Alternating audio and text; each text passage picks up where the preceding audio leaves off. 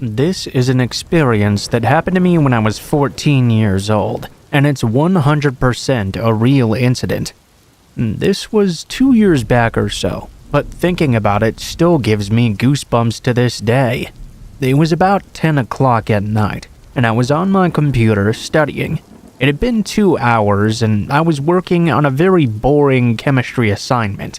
So, I decided to take a brief break and started watching some videos to entertain myself. Now, my table that I was working at was a bit far away from my window. The window was on my left, so I could hear anything clearly if someone was outside. As I was sitting there watching my videos, briefly, I thought I could hear a footstep coming from out there. At first, I decided to ignore it, as I thought it must be my imagination, or perhaps a sound that was coming from the video I was watching instead. I decided to close the video now and get back to work. Just as I'd started doing my chemistry assignment once more though, I heard another footstep coming from outside. Well, this couldn't be coming from a video. I ignored this one too, but after a few minutes, I heard a small and clear laugh, and yet more footsteps. This time it was loud, nearby and clear. I was sure it had come from outside my window. I walked over and tried to look outside. I couldn't see anyone out there in the darkness, and it seemed pretty empty. Still though, I decided to tell my father it was freaking me out. I went straight to my father's study and told him. Of course, he didn't believe me. He said I was just being paranoid and misinterpreting sounds from my computer, but I was sure it was not my computer or my phone. I insisted to my father that he go and investigate, even just briefly. With great reluctance, he finally agreed. He grabbed a torch and went outside. After quite a bit of time, he came back in and told me our neighbor was just doing work in his garage, and that must have been the sounds I was hearing. I didn't believe him though. That didn't explain the laugh I'd heard, and it didn't sound like the things I was hearing either. Still though, it seemed to be done now, so I decided to call it a day. I went back and finished up all my work on my computer. It was now around 12 a.m. I decided to finally get some sleep. Surprisingly, I didn't really hear anything else. I was beginning to think it must have been my imagination, perhaps a hallucination from overworking or something. I went to sleep after brushing my teeth. Usually I'm a very heavy sleeper, but for some reason that night I was having a lot of trouble sleeping. Just when I was about to fall into a deep sleep, I was woken up suddenly by a sound. I realized the sound was a laugh, and I could hear footsteps outside my window. My parents were sleeping now, so was my brother, so I decided to investigate myself. My phone told me the time was now 3 o'clock in the morning. Everything was so dark I could barely see anything. Unlike my table, my bed was right next to the window, so all I had to do was look out of it. I took my phone out and switched on the light. Everything seemed to be okay until I shined it at my window. What I saw gives me goosebumps to this day. Standing outside, with her face pressed against the window, was a woman standing there, her face completely covered in blood. Her eyes were extremely bloodshot as well, and it seemed like her mouth was full of sharp teeth or something. She was standing there laughing. I screamed, and the woman ducked out of sight. My parents came over and asked what was wrong. I told them what happened, but they didn't believe me at all. They told me it was still just my imagination, but I was absolutely sure I had seen her. My father checked outside and didn't find anything. Finally, they managed to convince me to just go asleep and assume it was a bad dream. The next morning, as my cousin and my brother were playing outside though, they discovered a white cloth that had not been there before, and a photograph of a woman in front of my window. When they showed it to me, I was extremely scared. It was the very same woman I'd seen that night. I don't know who she was or why she did that, but I never saw her again after either.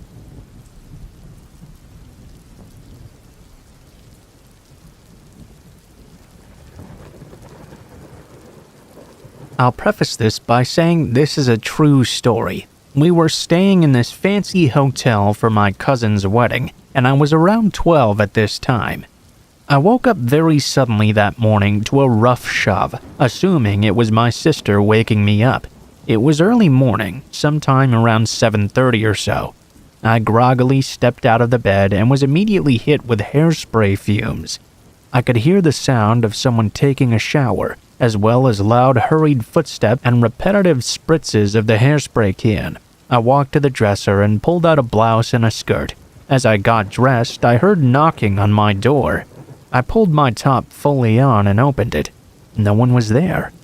I was kind of freaked out right now, but I knew it must just be my imagination or something. After all, I was still half asleep. I exited the bedroom and heard the shower shut off as I passed by the lavatory. I then heard my father's heavy footsteps at the end of the hall. There was another restroom there. I could hear that same hairspray noise coming from inside, so I called out, "Hey, Mom, if you're in there, I need to pee. Dad's in the other bathroom right now."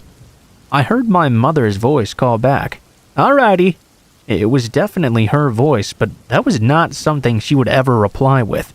I rolled my eyes though and walked away. I figured I should go wake my granddad, as I heard heavy snores coming from the room that he was sharing with my parents. In fact, I wondered why my parents hadn't woken him up yet. When I opened the door though, I was extremely startled to find that the room was empty. Just then, the noises and smell of hairspray stopped as well. I ran downstairs, only to see that everyone else was already eating breakfast. I checked my watch and saw it was already 10 o'clock. My mom stared at me. "What's wrong?" I started to ask. My sister interrupted me. "What the heck?" I asked them what was wrong. My sister then replied, "Didn't you just go to the bathroom?" She pointed to the lavatory next to the small kitchen area. I walked over there and pressed my ear to the door. Sure enough, I could hear someone was in there, washing their hands. I shook it off at first and counted my fingers. All 10 of them. It seemed I wasn't dreaming. I knocked on the door. Inside the bathroom, I heard a voice calling out, "Alrighty." I looked over at my parents, sister, and granddad, who were all pale. Behind my back, I heard the lock click, followed by what I swear was my own voice saying, "Hey there, Sarah," and footsteps. I turned around just in time to see my own feet, dressed in my black velvet flats, turning the corner on the staircase. At least, that's what it seemed. I felt paralyzed with fear, and goosebumps crept up my back immediately.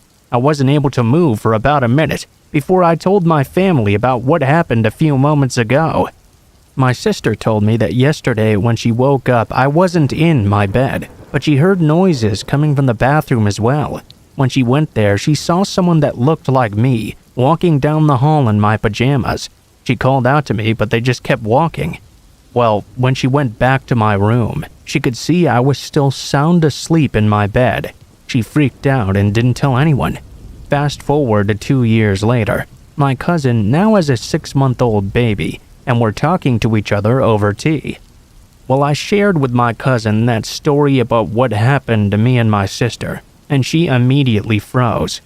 "What, you mean that happened to you too?" I felt goosebumps return to my arms and legs. She then told me she had woken up and walked downstairs, only to see someone who looked like her husband sitting at the table eating cereal. He greeted her like normal and then said he was going to get something from upstairs. Well, it was taking him quite some time. Eventually, she felt concerned and went to check on him, only to find he was still fast asleep in his pajamas.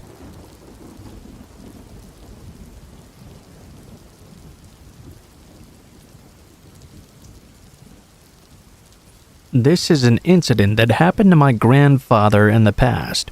It was in the 1970s. Let's call my grandfather Dada. He was around 38 to 40 years old at the time this happened. They used to live in Patna, Bihar. Now, for your information, at that time, during the monsoon season, Patna used to get flooded a lot, and the danger of alligator attacks was also at its highest level.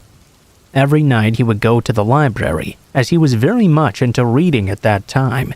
At the time of the monsoon, though, my Dada's elder brother used to accompany him to the library and back. After all, he didn't want to not go and find out his younger brother had died from an alligator attack or something. One day, they heard the rumor of a woman who practiced witchcraft roaming all around the city naked in the open air, killing humans for fun and dancing on their dead bodies. Apparently, she was a human being and nothing supernatural, but her mental condition was not exactly stable. The ignorant, superstitious people around thought she was a ghost. So, on to the encounter.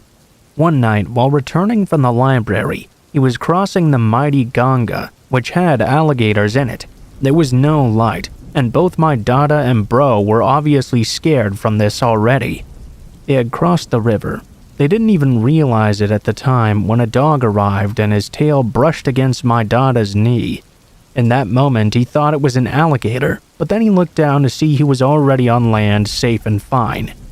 Instead, though, when he looked up, he saw something far more frightening. They moved ahead just a bit and looked back to see there was a woman naked in the open air, sitting on the land muttering something to herself, her eyes moving up and down rapidly, and there was now no sign of that dog. The woman turned to face them and smiled. "What's in the bag?" "None of your business." "There are books. I can see. I can see." She repeated this several times over. Then she got to her feet and frog jumped towards them. She jumped 3, 4, 5 times and then was right in front of them. She leaned in and whispered, "Can I kill you?" "What's wrong with you? Go back home!" She started to scream and cry aloud, screaming out home over and over. At this point, my daughter took a stone from the ground and threw it next to her to startle her. She suddenly fainted, and there they ran away as fast as possible. After a few minutes, though, just when they thought they'd arrived in a safe place, she was right in front of them again. She had that stone in her hand now, acting like she was ready to kill them. My grandfather tried to think quick. His brother used to smoke and always carried cigarettes on him. I don't know if any of you know about this, but here there's this thought of narcotics being so intoxicating it makes the person sleepy and gloomy. He asked his brother to take out that patch of cigarettes and lit one, holding it out towards the woman. She threw the stone away and grabbed the cigarette. Then she smoked it for a bit before slowly dozing off, or so it seemed. They started running again. This time they looked back and saw the woman was missing once more, and they couldn't see where she was at all. They ran and never stopped until they arrived back home. The woman was about terrorizing people for some time after. Unfortunately, some days later he heard the woman had been killed by a wild alligator. It seemed that even in death her body was smiling. An unfortunate series of occurrences, to be sure.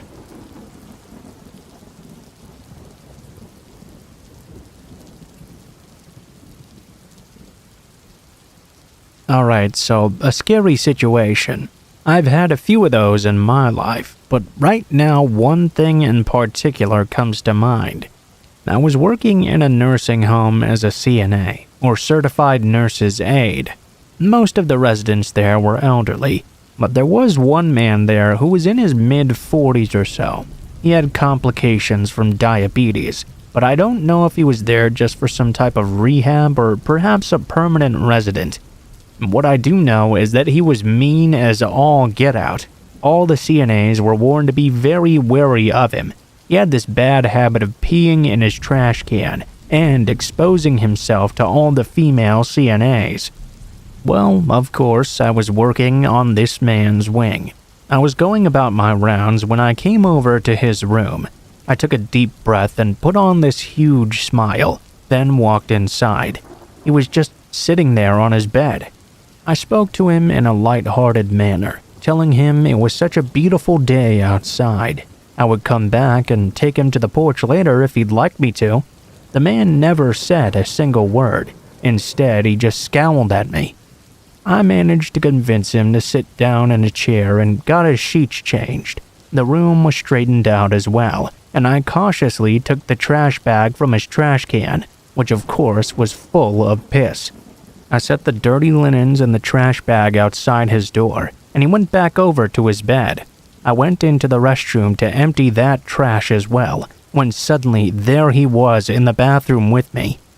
I was startled. Even though I had thought I was being careful around this guy, he moved faster than lightning. He was very strong for a sick guy as well. Immediately he was on me, grabbing at my clothing. His one arm wrapped firmly around me so I could not escape at all. He wasn't a big guy, but he was very strong. I felt a panic begin to rise in me as I realized he'd now closed his door. His pants were pulled partway down. I was sure something horrible was going to happen to me right now in this bathroom, in this damn cursed nursing home. I don't know how, but somehow I managed to grab the string that hung near the toilet that connected to the emergency light. You see, there's a light above each door. You pull the string in the bathroom and the light would blink red on and off, just in case someone falls down or something. Thank God someone noticed the blinking light and came racing into the room. A male CNA then rushed in. Between the three of us, we managed to get the resident off of me. He had torn my top and ripped off a couple of buttons, but thankfully no other harm was done. I was pretty damn shaken up, and from then on, management required 2 CNAs to be together at all times when doing rounds in his room. I hate to think what would have happened if not for that blinking red light outside his door.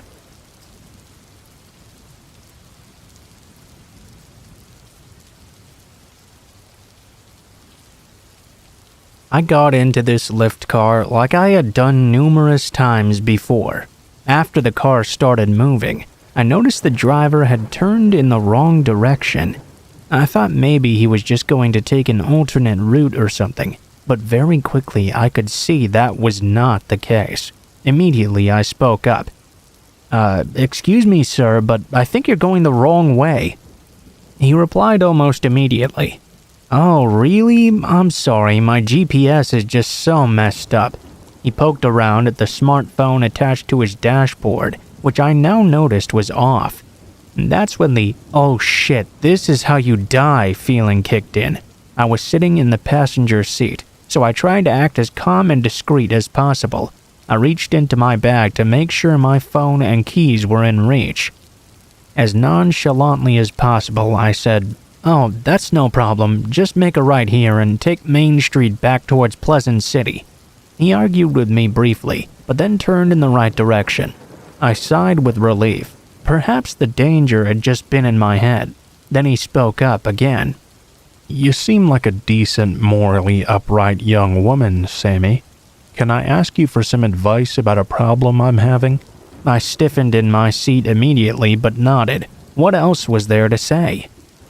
He proceeded to tell me about this relative he was worried about, who was involved with prostitution. This bitch needed his help, and all he wanted in the world was to save her, but she refused to tell him her address. What a shocker, I know. "If only I knew her address. I don't care what she says. I'd go there and kidnap her for her own good." The driver proceeded to get more and more worked up, cursing and yelling, while exit strategies rushed through my head. "You know what the problem is? This bitch is possessed by Satan. It's the only explanation. She's not like you. You can tell from looking at a woman whether they're morally upright or not." He looked meaningfully at me, while I shrunk away. I was glad at least at that moment that there was no sign on my head reading "proud sex worker," which I am. Fixing his gaze directly at me while driving, he posed a question. I felt at that moment my response would determine his next course of action.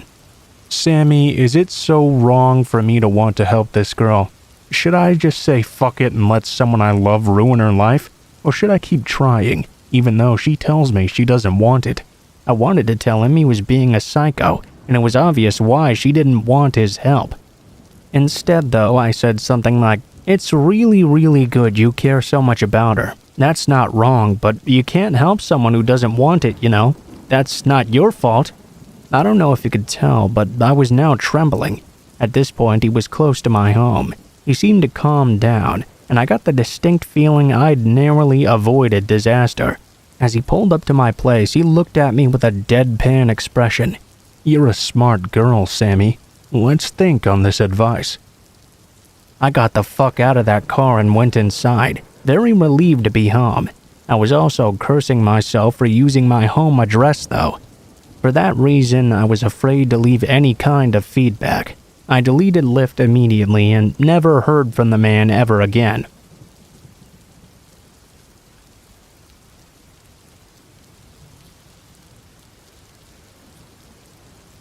It was August 1st, 2004, at around 2 a.m. or so. I was with a friend and we had been visiting my family.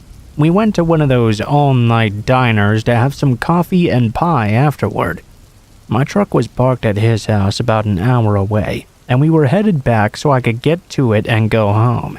We were on I-10 in Louisiana, just outside of New Orleans. We noticed that a car was now tailgating us, with their brights on as well. That was quite odd, but neither of us really thought anything of it. We were getting off at the next exit anyway. We left the interstate and pulled onto the highway.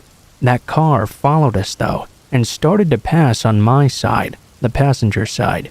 My friend turned left to go to his house. At this point, nothing seemed amiss. When my friend made the turn though, the car immediately whipped in behind him. Well now, that was a little bit strange. Then it pulled up on the driver's side this time and slowed down to match our pace. Immediately, I thought, something's not right here. I leaned over to look at the car and told my friend, "We need to get away, this doesn't look good." My friend was not fast enough. Before the words had fully come out of my mouth, the passenger window slid down and a gun appeared over the top. The man started shooting into our car. My friend pushed me onto the floorboard while he tried to get away. I told him he couldn't outrun the car, not in the tracker, so he slammed on the brakes. The car pulled in front of us at an angle. I peeked over the dash, only to see the man had gotten out and was now walking towards our car, arm extended, shooting and shooting and shooting. My friend got the tracker in reverse and floored it out of there. We flagged down a police officer, and in about 5 minutes the entire place was crawling with police. My friend had been shot twice, once in the arm and once in the side. I had not been hit at all. While I was standing there with my friend as the paramedics tended to him, one of the officers asked me if I was hit. I told him no, but he insisted that I must be. He wanted me to get checked out by EMS because there was no way I could have been missed. I showed him I was fine though, and he brought me over to the car. He showed me the inside of the passenger door. It was full of bullet holes. He even showed me a bullet hole stuck in the back of my seat. There were also holes that went completely through the entire console. He looked at me. "I just want to confirm, you said you were on the floorboard here the entire time." I said, "Yes, sir." "You understand what that means, right? Those bullets would have had to pass through you to end up where they did. It's impossible for them to have missed you. I don't know what happened, but surely your guardian angel was working overtime tonight. He was absolutely right. Why? Why would someone do this? It was one of the scariest times of my life. But I did get some answers as to why this had happened. Why that guy picked us, though, I'll never know. While the guy was shooting, I kept on asking my friend, why is he doing this? He kept on saying, I don't know. I admit, though, now in hindsight, I did think that maybe he had made someone angry or perhaps been involved in something shady. It turned out that wasn't really the case, though. They did catch the guys in the end. There were 7 guys in 2 separate cars. The other group had went to a nearby random apartment complex and shot the entire thing up. The 3 guys in the car that targeted us were apparently headed over there when they saw us and decided we would be easy targets. The detective told me it was a gang initiation for 3 of the guys. Yes, they were all caught, arrested, and prosecuted. They were the only ones shooting, but they had a bunch of loaded guns with them, which explains why the guy who came after us seemed to have an unlimited supply of bullets.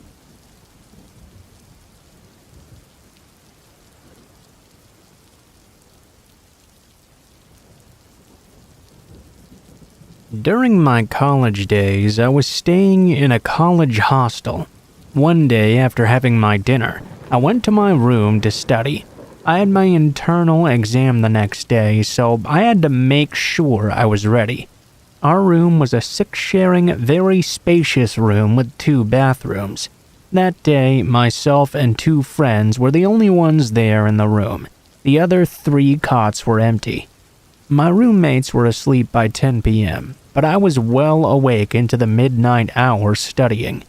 I tried to go to sleep as best I could around 1 o'clock or so, but it was hard to really sleep properly in that kind of space. Just when I had begun to fall into a light slumber, something disturbed me. I got up and noticed it was around 2:30 a.m. or so.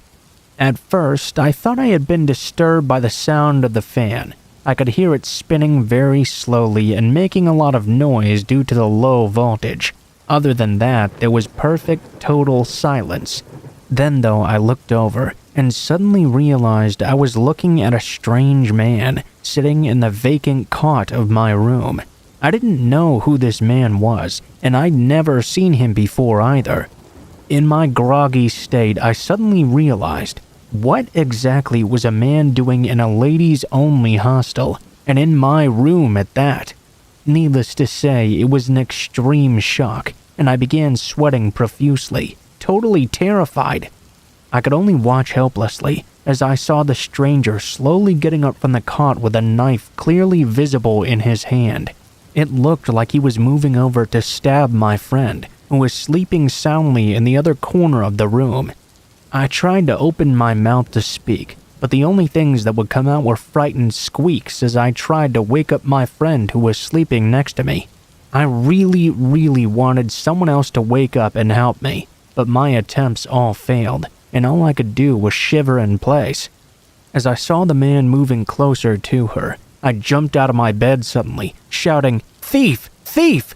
That woke my neighbor up right away. She got frightened and ran over and asked what had happened. I told her there was a thief on the other side of the room with a knife. She was also extremely scared, and we switched on the lights together. Well, nobody was there. We did find my friend sleeping soundly and getting extremely annoyed to be woken up. The other girl asked where he was. I told her he might have been hiding in the restroom or under the cot perhaps. So the 3 of us all searched for him together, but in the end we couldn't find him. I don't know exactly what happened to him. Moreover, the door was still locked from the inside. The very next morning, my roommates had told all about the incident to all of my batchmates, and everybody made fun of me. But to this very day, I still can't exactly figure out what might have happened there. I don't know how he could have possibly escaped or gotten in even if the door was still locked.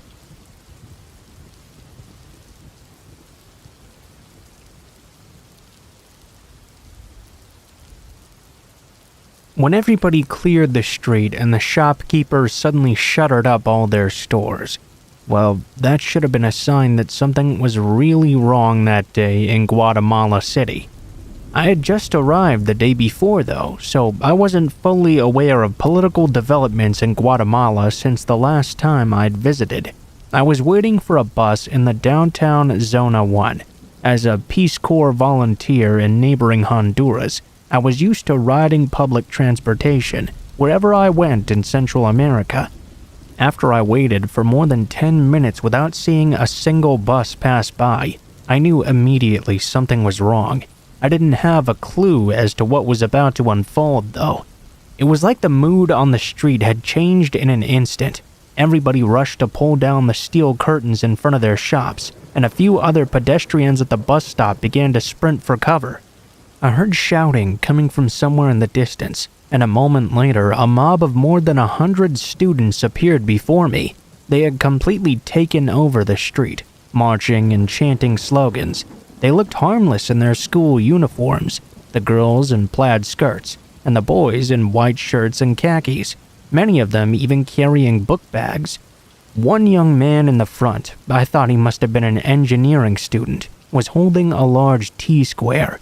They all seemed so excited and pumped up with adrenaline. I thought it must be some kind of rally. Perhaps their team had just won a soccer tournament or something. Then, though, a bus pulled in. The crowd of students surged around the bus, and I thought to myself, well, there goes my ride. The only bus I'd seen all morning, and these kids were going to shove their way on board in front of me. But those students did not want to ride the bus. I watched in amazement as the young man in front hacked out the windows with his T-square. The other students rushed inside and dragged out the driver and passengers. Then they set the bus on fire. It was so bizarre. It felt like I was dreaming.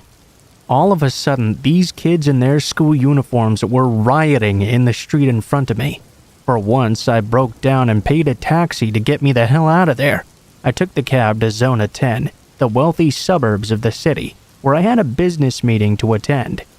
There, everything seemed calm and ordinary. I conducted my business for the next few hours until one of the staff informed us there was some bad trouble downtown. A public transportation rate hike had gone into effect that day, and the students were extremely angry. No one much seemed concerned, but the director of the project requisitioned a car and driver specifically to take me back to my hotel.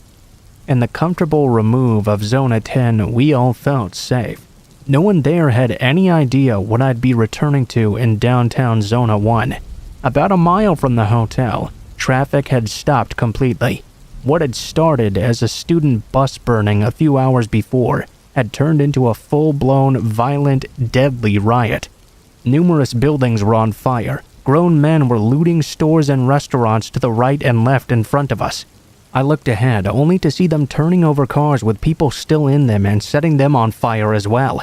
It was just a matter of time before they got to us. My driver could not move the car forwards or backwards at this point. He told me I had to go by foot. There was nothing else he could do. I was on my own from here. I stepped out of the car. The next thing I remember is somehow arriving at the hotel, just as the concierge was nailing the entrance shut with sheets of plywood. Somehow, I had managed to sprint for a mile through the center of the riot without retaining any memory of what happened to me. Between my departure from the car and arrival at the hotel, I totally blanked out, as in dissociative amnesia. Somehow, I managed to make it through alive. I don't know how I did or what happened on the way. Nothing at all. I do have vivid memories, impressions of a man carrying a cash register out of a fast food chicken place, a driver in front of us screaming and running from his car as rioters threw fire at it, stepping out of the car I was in, arriving at the hotel, the concierge hurriedly ushering me inside, with no other memories in between. I guess instinct alone must have gotten me through that horrible mess, but it wasn't telling me how I did it. That night, I watched from my hotel room terrified as light armor rolled through the streets of the capital city, accompanied by busloads of troops and militia, gun-mounted pickup trucks pouring into town to quell this uprising. The militia in their homemade technicals were the worst, because I knew they were outside the law, with free rein to kill and terrorize anyone they wanted. I was so dissociated through the sheer intensity of these events that I don't think I was actually ever scared. It was like being on a super fake Disney ride or something. Pirates of the Caribbean Central American riot version. The parts I remember at least. The riot wasn't the scariest part though. There are no emotions of any kind associated with that event itself. It's the aftermath that really got to me. All my emotional trauma centers on the violent repression that seemed sure to follow this. The armored cars and technicals arriving on the scene by night to round up, torture, kill, and disappear the opposition. That's what really bothered me. That's the part I really felt once I was safe hidden away in my hotel room. Those were bad times in Central America, and it's still bad, from what I hear.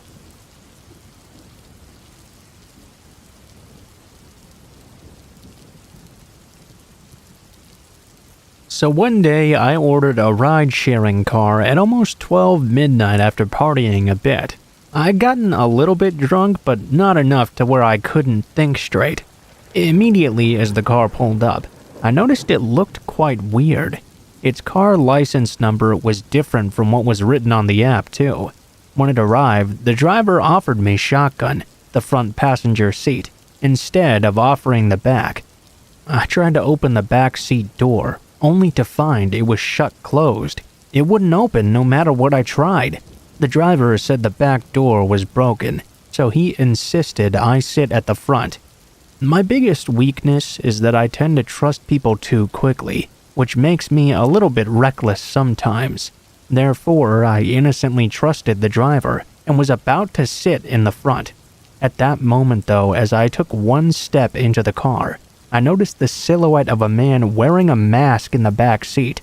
Well, instantly that set off alarm bells. I sensed that something was not right here, and I almost shit my pants. At that moment, I realized that this driver was at the very least trying to rob me. Speaking of robbery, there was a popular report on the newspaper about passengers of ride-sharing or taxi services getting robbed and killed by these shadow drivers. These shadow drivers would clone a real driver's phone or pretend to be a taxi and intercept orders late at night. The method was the same as what almost happened to me. The passenger would be asked to sit at the front, and someone hiding from behind would smother you until you passed out. They'd usually target young women to be robbed, raped, and killed. Nonetheless, they'd rob anyone who seemed incautious or reckless enough, especially those who looked drunk or in a hurry. Snapping back into the moment, the driver casually asked me, "Well, why are you still standing there? Come on in." I guess in the darkness he didn't realize my pale, almost scared to death face. I replied instantly, "Well, who's that in the back?" I pulled my leg back from the car, pointing to the silhouette of the man in the back seat. It seemed the shadow driver realized his cover had been blown. He shut the door quickly and drove off right away. I've been living in Jakarta for most of my life, and I've never been robbed ever, even from being pickpocketed. That was the closest moment I'd ever come to me being robbed.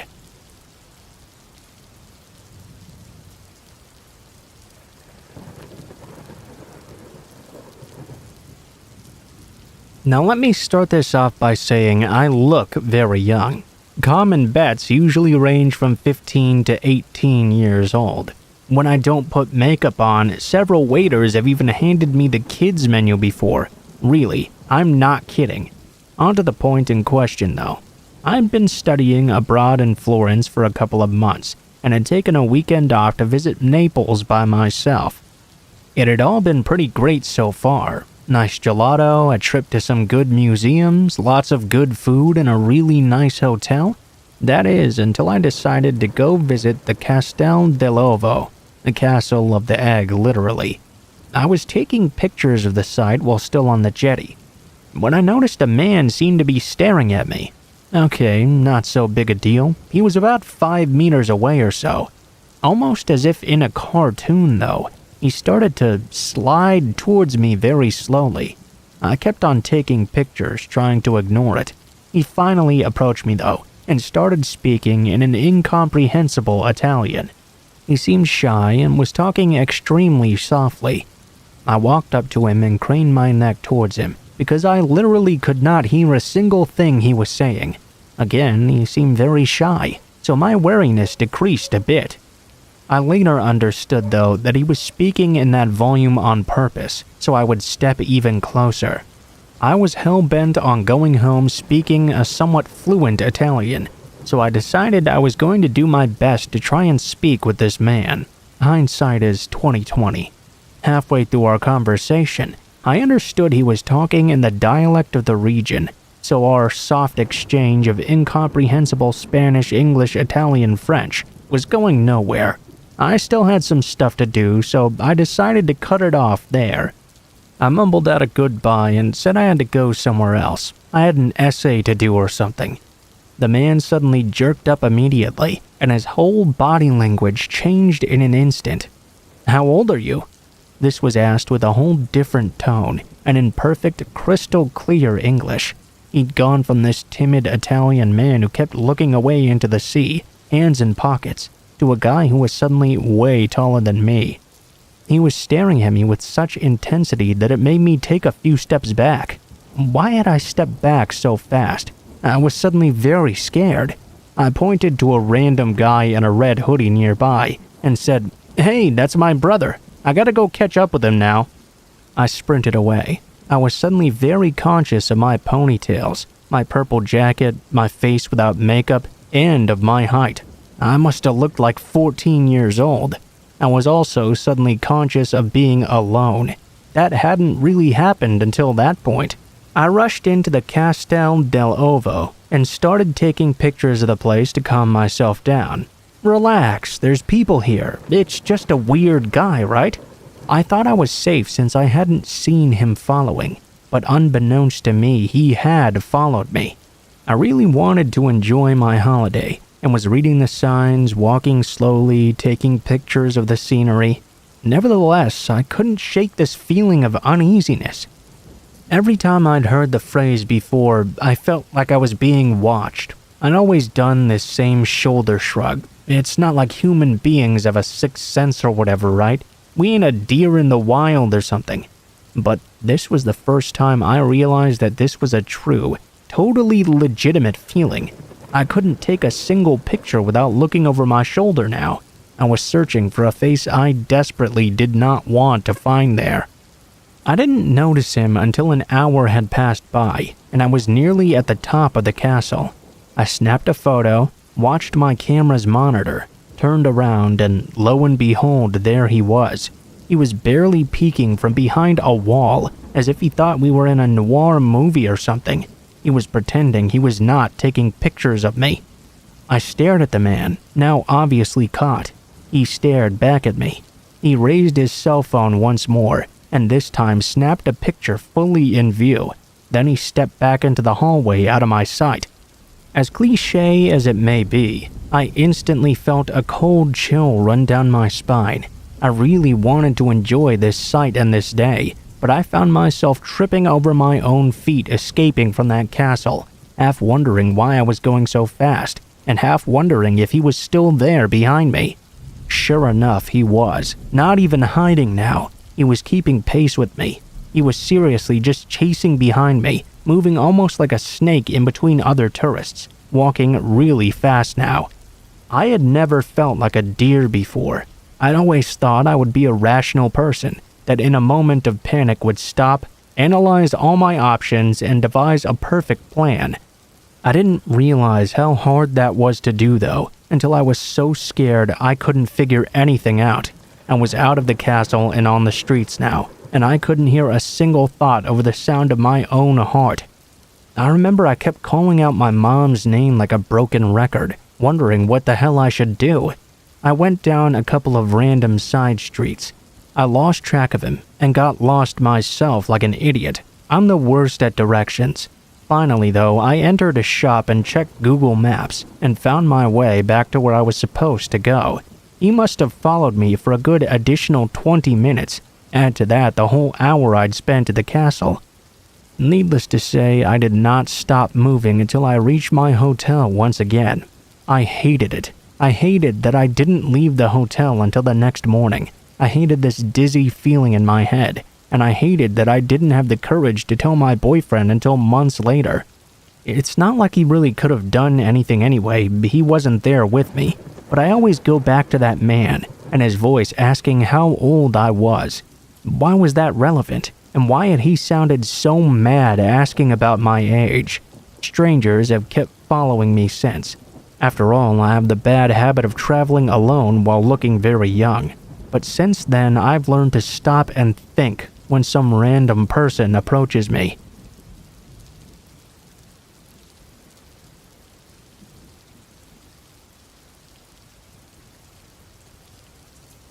I remember I was walking down the street in my old neighborhood in Baltimore when all of a sudden I got this really uneasy feeling. I looked up and down the street and could see through to the main street as well. There were lots of alleyways in between though. I looked to the right, then to the left. I couldn't see anything at all to be afraid of, but I was still feeling it. I remember I was about to take a step forward into an alleyway when I swear to you, I heard a voice inside my head saying with complete urgency, "Stop, turn around and go the other way now." So that's what I did. I turned around and sprinted the other way. That night, I remember I kept hearing sirens from police cars all over, and I was really uneasy, double-checking all the door locks, the window locks. I called all of my family to make sure they were all right as well. Everyone was saying they were hearing these sirens all night too, so I knew it wasn't just me. I told my mom I'd had that uneasy feeling coming home that night, and I was still in fact feeling pretty on edge. I told her I'd called the family and everyone seemed fine, but I just couldn't shake the feeling that something was really wrong. She had heard the sirens too, of course, and told me to just stay inside. She was there with me after all, so she wouldn't let anything bad happen to me. I tried my best to relax. The next morning, my mom and I were watching the news when the reporter was saying there had been a brutal rape and murder on that very same street. In fact, the very same block I'd had such an uneasy feeling on the night before. I lost my mind, and instantly I started tearing up. I started telling my mom that was where I'd felt that feeling. That girl could have easily been me, had I not listened to that voice in my head. My mom started to cry too. It was all a horrible mess. I'm glad I listened to my voice that night, or I wouldn't be here now telling you about this. I guess maybe I noticed something subconsciously that set me off.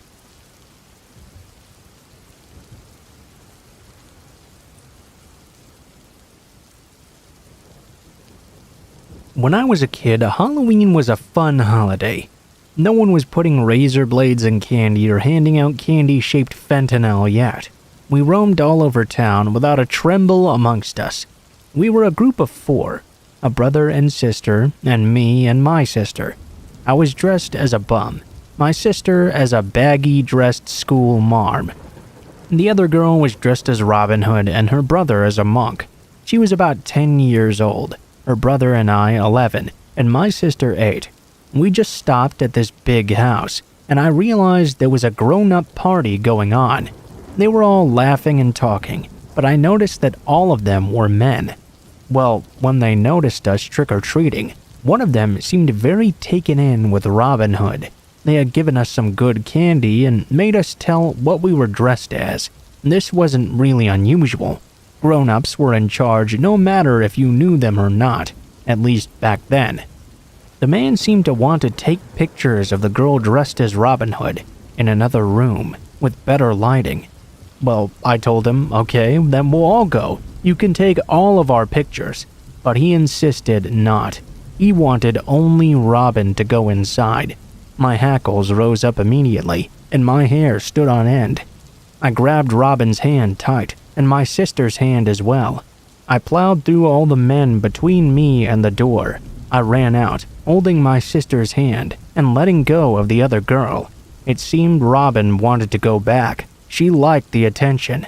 I was in charge of the group though, and I told that brother and sister I was going straight to their mom if they went back inside. I liked their mom a lot, but she could be a real terror when she was angry. Needless to say, they came with me willingly, griping all the way. I took them home first, and then I told their mother what had happened. I told their mom where the house was as well. She cussed and told us to go home, so I did so. I don't know if anything else really came out of it in the end, but those men were wrong, and I know they wanted more than just pictures.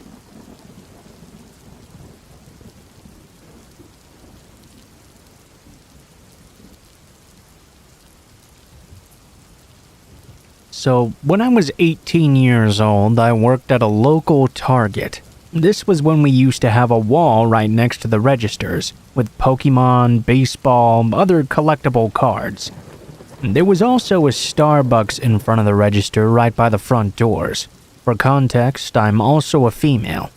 One day, I was filling this wall with more collectible cards when this awkward, tall man came up and started looking at the Pokemon section right next to me. The man turned to me and asked very politely, "Do you like Pokemon as well?" I said yes, which then led to us talking a bit about Pokemon. I didn't really think that much of it. It just seemed like a bit of pleasant conversation about a hobby. He picked out some cards, checked out, and left. 3 days later, he returned to the store, found me, and bought me candy. Then he just told me to have a nice day. That was somewhat weird, but not really alarming yet. Eventually, though, things really started escalating. He started to come in more and more frequently, always looking specifically for me. He would start sitting at the Starbucks tables and watching me while I worked all day long. Eventually, he started buying me even more candy, Starbucks drinks, flowers, then little girls' panties, pacifiers, small child's hair accessories. Of course, I started to get freaked out at this. I tried telling my bosses what was happening, but they couldn't really do anything about it. They called the cops, but since the guy wasn't doing anything threatening, they couldn't really do anything either. One day, though, he followed me to the back room. I'd started leaving the registers whenever he would come into the store. That's when we were finally able to call the cops. He cornered me in the back room. Thankfully, I was not alone, and our stockroom guys were just out of view back there to basically save me. At this point, we were able to get a restraining order on him for the store, so he could not enter the premises anymore. That didn't stop him, though. Instead, he would just start waiting directly outside for me. Somehow, he figured out which car was mine and started leaving love notes on my vehicle for me to come out to after work. It was extremely terrifying. My mom knew as well, but once again, we couldn't really do anything. The final straw was when he actually followed me home from my work, all the way to my mother's house where I lived at the time. I had never seen his car until that day, when I noticed a strange car following me home from work. When I arrived, I rushed inside. He stood outside the house, singing love songs and reading poems he'd written me, extremely loudly as well. My mother called the cops, and we kept telling him to leave. When the cops got there, they were finally able to get him to go away. Now, though, he knew where I lived. He started leaving me notes at my house, sending me letters and packages filled with pornography, sexy outfits, girly panties, lots of baby stuff. During all of this, my mom and I were trying to get a restraining order on him ourselves and charge him for harassment, but that didn't stop him either.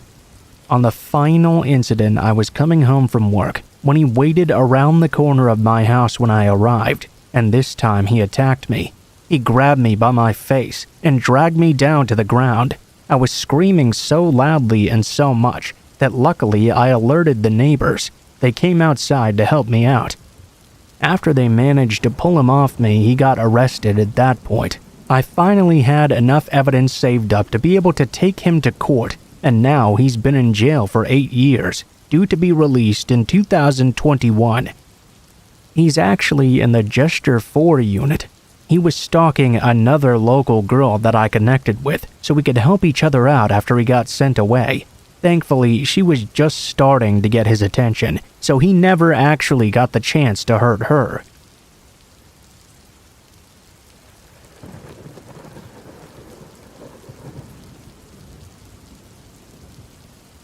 I still feel sick to my stomach whenever this memory pops back up. I was maybe 15 years old at the time, and my family had taken a trip to a ski resort in West Virginia. I'm the oldest out of 2 boys and a girl. The girl was maybe 6 at the time. She was adorable, big blue eyes and this crazy blonde hair. Bold and mature for her age because she'd grown up around all the big kids. My younger brother, who was maybe 8, and my aforementioned little sister decided to hang out in the sauna with me. We had been to the resort a few times before, and I was 15 years old. That seemed like a reasonable age to go off for an hour or so with just me and my siblings. Well, stupidly, while in the sauna, we wanted something from the hotel room, or I think wanted to tell our parents something maybe. This was before you brought a cell phone everywhere you went. In our idiocy, we decided to send my little sister to go do it. Thinking back, I really can't believe we decided to do that. But you know how immature kids think. You get the one who's the youngest to do the tedious stuff. Well, some time had passed by, and we heard my sister come pounding down the hallway in her pink bathing suit, sprinting, with an older man chasing behind her. I'll never forget how he looked. He lunged forward, walking as quickly as he could. His eyes bore into my little sister. There was a tight frown on his face, framed by his white mustache. My brother and I watched in absolute shock, trying to understand what was going on. The sauna had a glass door looking down the hallway. I rushed out and grabbed my sister, pulling her into the sauna and staring at the man with wide eyes, scared but doing my best to be defensive. The man instantly froze when he saw us and began slowing down. Then he walked by the sauna like nothing had ever happened. It was at the end of the hallway though, so there was nowhere else really to go. Because of this, he stopped for a moment, then looked to a door right on the other side of the sauna that led to the gym, and mimed an "oh," as if that was what he'd been looking for the entire time. Mind you, he was wearing a collared shirt and slacks. He actually looked like he was shaking a bit. Needless to say, I asked my sister what exactly had happened. She said shortly after leaving the hotel room, the man had come out of nowhere and started following her all over the place. She got really scared and began running. He started running after her. I told my mom what happened, and of course she was so pissed we'd sent a little girl out in a bathing suit through this big-ass hotel all by herself. I still get sick when I think about what could have happened. If he'd grabbed her before she made it to the sauna, I can still see his gross mustache in my mind, and get so angry when my mind replays his sheepish "oh," as if chasing a small girl down a hallway is a normal thing to do while looking for the gym. I felt guilty for a long time for sending her out, and guilty for not saying something to him or reporting him. I sometimes wonder if he had done this before or after. In those moments, I try to remind myself just how young I was. I'm just glad I was there with them. Had it been just her and my little brother, who knows what could have happened.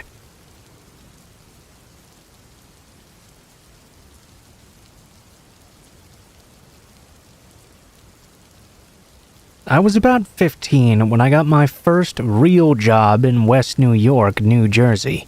My mom had sent me to live with my sister, who was 13 years older than me. She and I had recently gotten into a huge argument. So much so, in fact, that we hadn't spoken in well over a week. Because of our argument, I ended up taking the bus to work that week instead of letting her drive me there. This place always had a lot of people coming in and out. I mostly served coffee and pastries for the customers. I had just moved from New Jersey to Florida, and I've always been a relatively nice and polite person. Smile, be conversationally friendly. Well, apparently I left an impression on some man who hung around during the day to talk to me, and generally would just wait for me to get off. Again, I was 15, and this guy must have been well into his 40s. I kept on working, and as the hours passed, he would come and go, always checking in and asking if I was almost done. I remember specifically him asking a lot of questions about when I was getting off. Did I live close by? Who was picking me up? The man seemed friendly enough though, and I really didn't know better, so I kept on small talking throughout the day. I really didn't want to be rude to a customer and lose my first job. Well, I had a relatively short shift since I was so young. When my time to clock out came, I tried to leave without making a big deal about it. This guy was keeping a real close eye on me though, and started to follow me out of the establishment. He wanted to accompany me to my bus. He just wanted to make sure I'd get there okay, he said. The man grabbed me by the arm and told me to come with him. He basically stalked me the entire day, and now he saw his chance to make his move. At this point, I started to get pretty scared, since this was back before I had a cell phone, or even really before texting was invented. I didn't have a beeper either, so I had no way to call for help. I hadn't made it that far from my job yet. I was still in the parking lot. Like a bat out of hell though, my sister suddenly sped into the parking lot mad as hell. Needless to say, when she saw this guy tugging me in the opposite direction, she got even more mad. Of course she yelled at me and told me to get the fuck in the car. Then she proceeded to yell at and threaten the man who was very obviously trying to abduct me. He hauled ass away, and when she got me in the car, she started throwing out all kinds of expletives. What the fuck were you doing with him? Etc., etc. When I finally got the opportunity to tell her what actually happened, she gave me the tightest hug, and we both started crying together. To this day, this is the part we both couldn't really understand. She told me that she had been coming home from work that day when she had a sudden nagging sensation she had to pick me up from work right now. She didn't even know I was working that day, but she had the sensation that she just needed to come get me. I worked a good 20 to 30 minutes away from our home. She proceeded to ignore this persistence at first. She parked, got into the elevator, and as soon as the doors closed, something inside of her screamed, and all of the alarms went off. She came back to get me, got into her car mad as hell that she was listening to this suspicious feeling or intuition or whatever that was alarming her. She didn't even think I was out of the house, but sure enough, she got there just in time. She's never experienced something like that since or ever before. I really don't know what to make of all of that. All I know is that she saved me that day. The guy kept trying to hang around, so I quit that job shortly thereafter, and she never allowed me to ride the bus there again or leave work alone.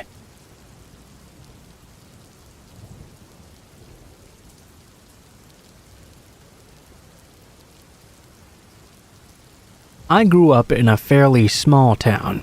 I was allowed to walk and play a couple of blocks from home, but only with the company of one of my older brothers, and later our family dog, a super protective Rottweiler mix. That was only when I was older though. I was never allowed to leave the house by myself because my parents didn't want anything bad happening to me. In the area where I lived, there was a pretty well-known neighborhood creep, an old man, probably 60 or so in age. He lived alone in a house on the street adjacent to ours. In the house next to his lived a couple that were very good neighbors and great friends of my parents.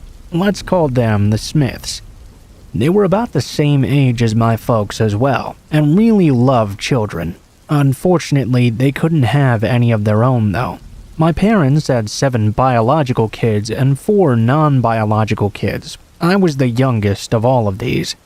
There had been a few incidents where I remembered running into that neighborhood creep. One being when I was at the corner gas station with one of my brothers, when he walked up behind me, smelled my hair, and told my brother that I was delicious enough to eat. Another when I was riding with my dad in his truck. The guy flagged down my dad and asked if I was my dad's wife. I was only 10 years old at the time. He was a major creep, but there's one particular incident that always stuck with me. My siblings and I would often go over to the Smiths' house because they were really nice, they loved us, and they would let us swim in their pool, which we didn't have one of. They would also pay us for doing small odd jobs around their home. Oftentimes, when my parents were busy, they would offer to watch me. Most of my siblings were teenagers with a lot of extracurricular activities, so I would be the one left behind. One day, one of my brothers and I went over to the Smith's house. My brother was in charge of watching me that day. Mr. Smith offered my brother some money to help him move some stuff out to the front of their house for a yard sale, and to help them sell the things as well. Since I was so young and really didn't have anything to do, while the yard sale was going on, I was just sitting on their front porch playing with my Barbie doll. A few people had came and went to stop and look at the goods. Some of the items were running out, so my brother and Mr. Smith took the opportunity to go inside and go through more stuff to sell. Mrs. Smith was busy trying to help someone who was buying things. At that exact moment, came along the neighborhood creep. He looked around, trying to seem interested in buying things, and then walked right up to me. He bent down, grabbed me by my hair, and said, "How much for you?" I was incredibly shy as a child. I would cry even if strangers waved at me. Needless to say, this was too much. I literally pissed myself in fear and started crying, screaming, and wailing. I shouted repeatedly for my brother and Mr. Smith. As I did this, the man let go of my hair. Mr. Smith and my brother came running outside immediately, and the man took off quickly as well. All else that I remember is my brother picking me up and carrying me home while I was crying, while Mr. Smith tried to figure out what the hell was going on. I don't think anything ever happened to that guy in the end.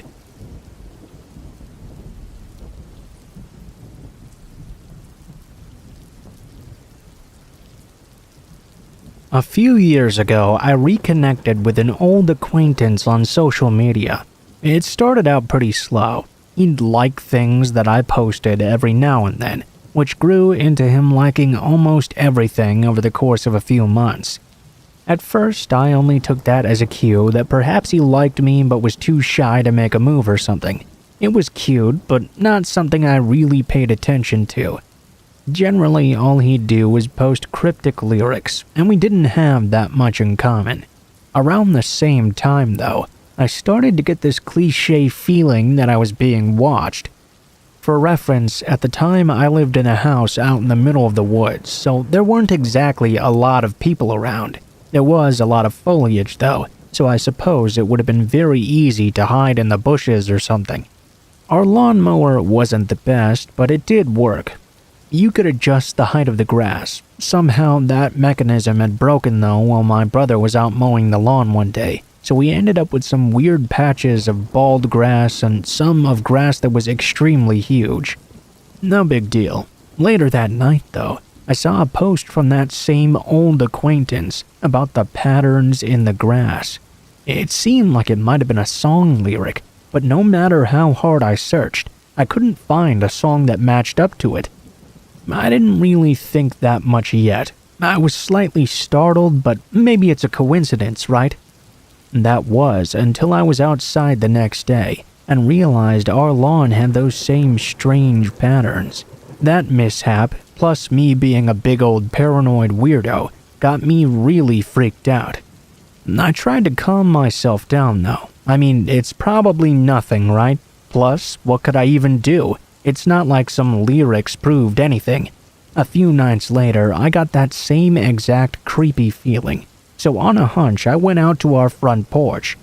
It was quite large and there would be no easy way to sneak up on me, so to say. So I felt safe watching out for anything.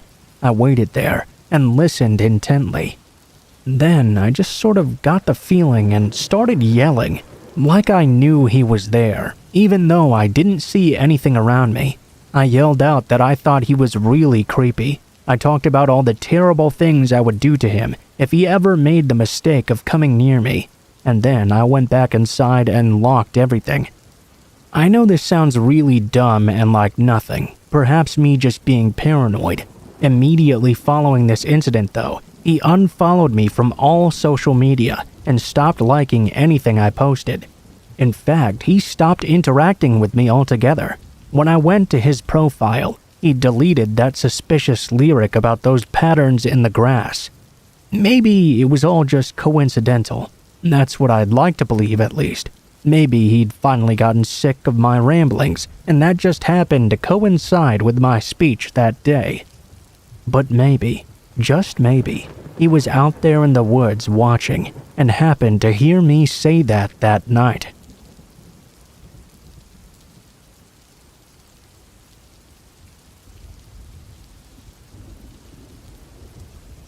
This happened in the port of Scarborough of our sister island Tobago. It's quite customary for Trinidadians to take their kids to Tobago for the Easter holidays or for summer vacation. Back in '97, my mother carried us for the summer holidays. A week later, on a quiet Sunday night, we were all at the port of Scarborough, waiting for the late boat to take us back to Trinidad. It was around 9 p.m. or so, and my family and I sat in the departure lounge, waiting for the MF Panorama, which was late as usual. The passenger population was quite small, rounding up to around 20 to 30 working-class people like us. These were the days when Wi-Fi internet was yet but a dream. So the only entertainment for us passengers was this little beaten-up 32-inch CRT television that mostly just showed static. Because of this, most of the passengers began to doze off, including my mother, older brother, and younger sister. The only passengers that remained awake were a handful of old men off playing cards, myself, and the middle-aged cotton candy salesman who had his colorful assembly of wares on him. I was age 10 and a rather naive and impressionable young boy. The man, seeing me staring at his cotton candy, beckoned me over and asked which one was my favorite color. I replied that it was yellow, and to my surprise, he plucked a yellow cotton candy from his arrangement and handed it right over to me, for free. I told him I was going to wake my mother to get some money to pay him, but he informed me that it was on the house. In the back of my mind, I recalled my teachers of years ago warning us kids, don't take anything from strangers. Then again though, my mother was just a few feet away, so obviously there was no threat. I began to eat the cotton candy, and the man began to speak to me. This place is really boring, huh? I was amazed. He sounded just like my friends from class, with the way he phrased and uttered his sentences. It was rare when I heard adults speaking like kids. Yeah, why can't they just have a bigger TV here with cable or something? The man then mentioned he knew my father. Really?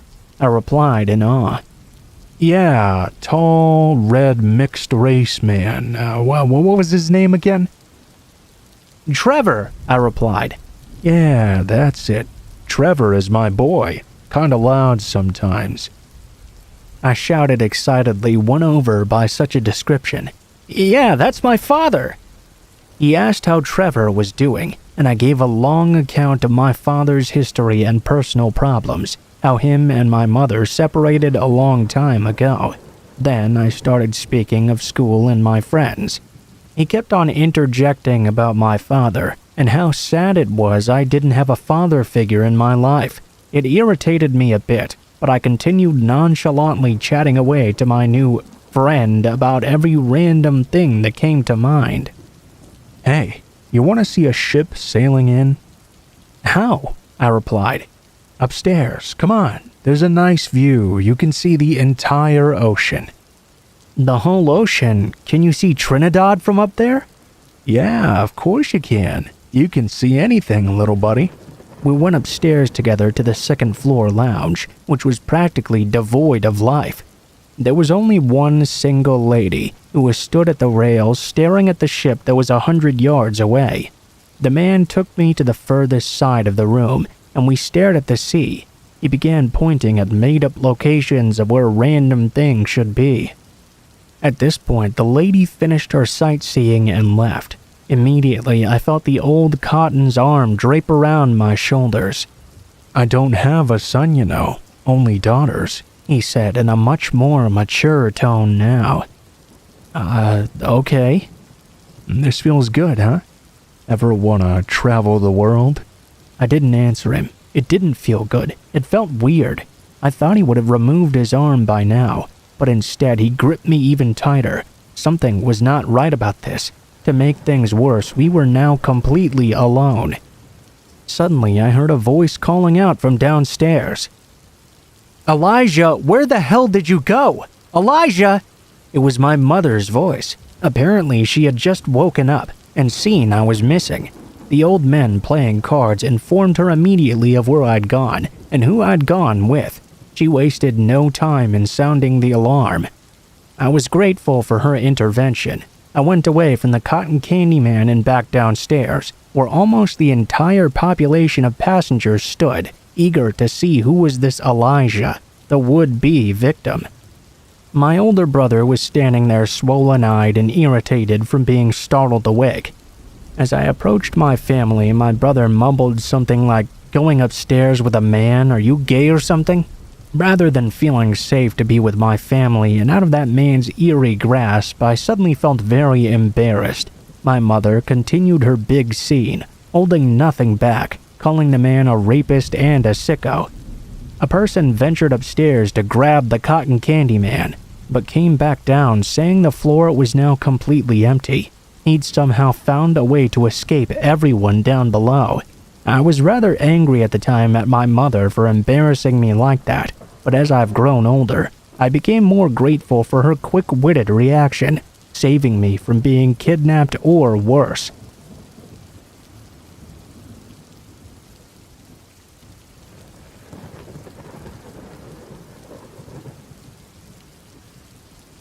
This happened a few years ago to me when I was still living in my childhood home down in California. I had just inherited this family home, so my cousin decided to move in with my husband and I while she was attending college nearby. My cousin and I were both working at the Lego store at the time. I only worked mornings though, and my husband and cousin worked nights, so there were many nights where I was home alone. A couple of weeks before this incident happened, I had been taking stuff out to my car when I realized a large brown van with no back windows was parked just across the street. As I put the stuff in the trunk, the man in the van started making weird noises at me. I turned to see if I could get a good look at his face, but his black Giants baseball cap was pulled all the way down. Thinking this was just your standard creepy guy, I flipped him off and went back into my place. About 2 hours later, I went outside to go somewhere, only to realize he was still parked across the street. I didn't really think anything of it at the time though. I hopped in my car and headed over to my friend's house. As I was driving, I looked in my rear view mirror, only to see the same brown van now following me. I turned on a whole bunch of different streets, and he followed me down all of them. I turned onto the road that my father-in-law lived on and parked there, thinking that if the guy tried anything, I could just run to his place and be safe. When I pulled over in front of my father-in-law's house, the van drove slowly by. I could see into the van now. I saw the man put his hand into a gun position and point at me. He said bang really loudly, and after that he hauled ass and drove off. Now, I had always been a little bit leery of staying home alone. My house had always given me the creeps because of how poorly lit it was. When I was home alone at night, I usually stayed in the kitchen because it was really bright. I was watching a TV show on my computer when all of a sudden I heard a banging on the front door and the handle started to jiggle. This startled me for a moment until I looked up at the time and saw it was around 10 p.m. That was around the time my cousin would be coming home from work. I got up and opened the door, but nobody was there on the porch. I shouted out my cousin's name, but there was still no response. This caused me to call my cousin's cell. "Oh, hey, I'm on my way home from work right now." Before I could say anything else, there were 3 extremely loud bangs on the door that connected the kitchen and the garage, and the knob was shaken violently. I slammed the front door closed immediately, locked and chained it, and sprinted for my room. My aunt called me, while my cousin called the police. I stayed under a blanket until my cousin got home. When she came and got me, I was let outside to talk to the police. I was trying to explain everything that had happened, but the officers along the side of my house were distracting me. I walked over to where they were, but one of the officers held me back. They opened the gate and saw the door to my garage was wide open. All of the officers in the area pulled out their guns and went into the garage, but nobody was there. Afterwards, the police told me it was probably just some kids messing around, but if I ever get scared at home to call them, and they'd send someone out. About a week later, I was watching something in my living room with my cousin and my husband. As I was passing by the window next to my front door, I happened to realize there was a guy wearing the same baseball cap as the guy in the van, standing outside on the sidewalk. He was just staring at my house. When he noticed I'd seen him watching me, he immediately locked eyes with me and gave me the creepiest smile I had ever seen. I turned and yelled for my husband to go out there, but when I turned around, he was already gone. I will say though that the baseball cap in question was really generic, and a lot of Giants fans wear it. I can't quite say it was the same exact guy for sure, but it sure would be a huge coincidence if it wasn't. 3 days after that, I was home alone at night again. I was obviously very on edge, but trying to ignore it, telling myself nothing was going to happen. I was baking cookies in the kitchen when I thought I heard a knock at my sliding glass door. My whole body tensed up, and I slowly turned to face the noise. The lights in the backyard were off, and the kitchen ones were on. The glare in the window made it impossible to see if someone was outside. Everything was silent for a few seconds, before I heard a banging on the door once again. I screamed, paralyzed in fear. The person ran on the deck from the sliding glass door to the 2 windows in the living room and started knocking on them as well. They came back to the sliding glass door to knock, and then started trying to force open the door. Finally, I came to my senses. I grabbed my keys and ran outside to my car. I locked myself in there and dialed 911. We sold that house shortly after that. I still have a hard time staying home alone, even though I'm 2 states away now.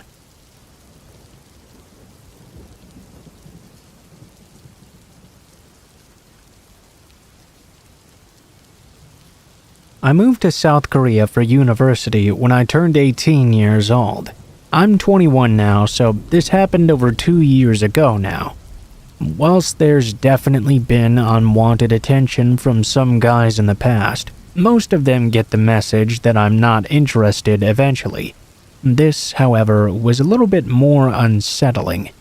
The university I go to has an institute for language, which is where all of my classes were at the time. It's pretty common knowledge that most foreigners in this part of Korea would know of or study at this institute. It was not abnormal for me to receive random Facebook friend requests from guys wanting to learn English or make foreign friends. Most of the time, I'd just ignore them, unless we had a few mutual friends or I'd met them in person before. I got a friend request from this guy named Nico. We had quite a handful of mutual friends, and he'd messaged me too, saying he was sorry for the randomness of the request. He was just trying to make as many foreign friends as he could. Because he had so many mutual friends, I thought, what the heck? I accepted and messaged him back saying it wasn't really a bother. From what I could tell by his Facebook photos, he was heavily pierced and tattooed, and stated he was Japanese. He had studied in Canada and could speak good English, and was also a foreigner studying at my university. After a few days, he messaged me again and I replied. It was a fairly casual conversation, and would often bring up maybe meeting for a coffee or a movie, which I declined. Suddenly though, he started getting more aggressive for no reason. Every time I'd make a comment, he'd find some way to turn it into an argument, which grew tiring super fast. I started to just ignore him. He'd often ask if I had a boyfriend, to which I'd reply no, and he'd bluntly say we should be together. It was at this point I decided I really didn't want anything more to do with him. I politely declined on the basis that I didn't know him, we'd never met in person, and we hadn't even known each other a full week. He didn't take my refusal very well. He began throwing insults at me based on my looks, and saying overly graphic things he'd do to me if he ever saw me. Evidently, I was being stupid not to take him up on the offer, because I'd never do better than him and he'd make me see that. It creeped me out beyond belief, needless to say, so I just blocked and deleted him on everything and tried to forget about it. I mentioned this to a friend of mine, and she immediately knew exactly who I was talking about. Apparently, I was not the first girl he'd added on Facebook and tried to bully into meeting him and being his girlfriend. After asking around with a few more of my friends who were listed as those mutual friends on Facebook, they all described pretty much the exact same situations involving this guy. One girl even told me she'd given him the benefit of the doubt and met up with him. It turned out he didn't even go to our university. He lived over an hour away and would travel there daily to watch and obsess over which girl he would find on Facebook next. He also told her he was born in America and had never even been to Japan, so who knows how much of what he said to anyone was actually true. I felt a bit freaked out by this, but I tried not to let it bother me. After all, I'd never actually seen him around, and I'd blocked him, so what more could happen? That was until about a week or two later. I received a message from him on Facebook from a different account, saying how he'd seen me that day at school. This shook me up a lot, since I hadn't even considered that he might actually be watching me in person. I ignored the message and blocked that account too. A few days later, I got numerous messages, all from different accounts claiming to be Nico's friends. They were saying how he'd had his account hacked. Could I please unblock him so he could just explain everything and we could talk it over? I ignored all of these messages too. I just kept receiving more and more though, all of which I'm pretty sure were just Nico himself trying to reach out to get my attention. the more I ignored them, the more violent and aggressive the messages became. I could tell that most of the time when he said he'd seen me, he was lying. He'd say things like, "I saw you at the library today, you fucking slut. You're a fucking four-eyed slut who can't get laid," and other messages to that extent. I knew he was clutching at straws because I never used the school's library to study, and although I wear glasses, I never wear them in public. Because of this, I was fairly confident he was all bluster. I just kept blocking the accounts and tried not to let it bother me too much. I figured he'd get bored enough soon and let it go. That was until one day after classes had finished. I was browsing the small convenience store in the building to grab a drink on my way home.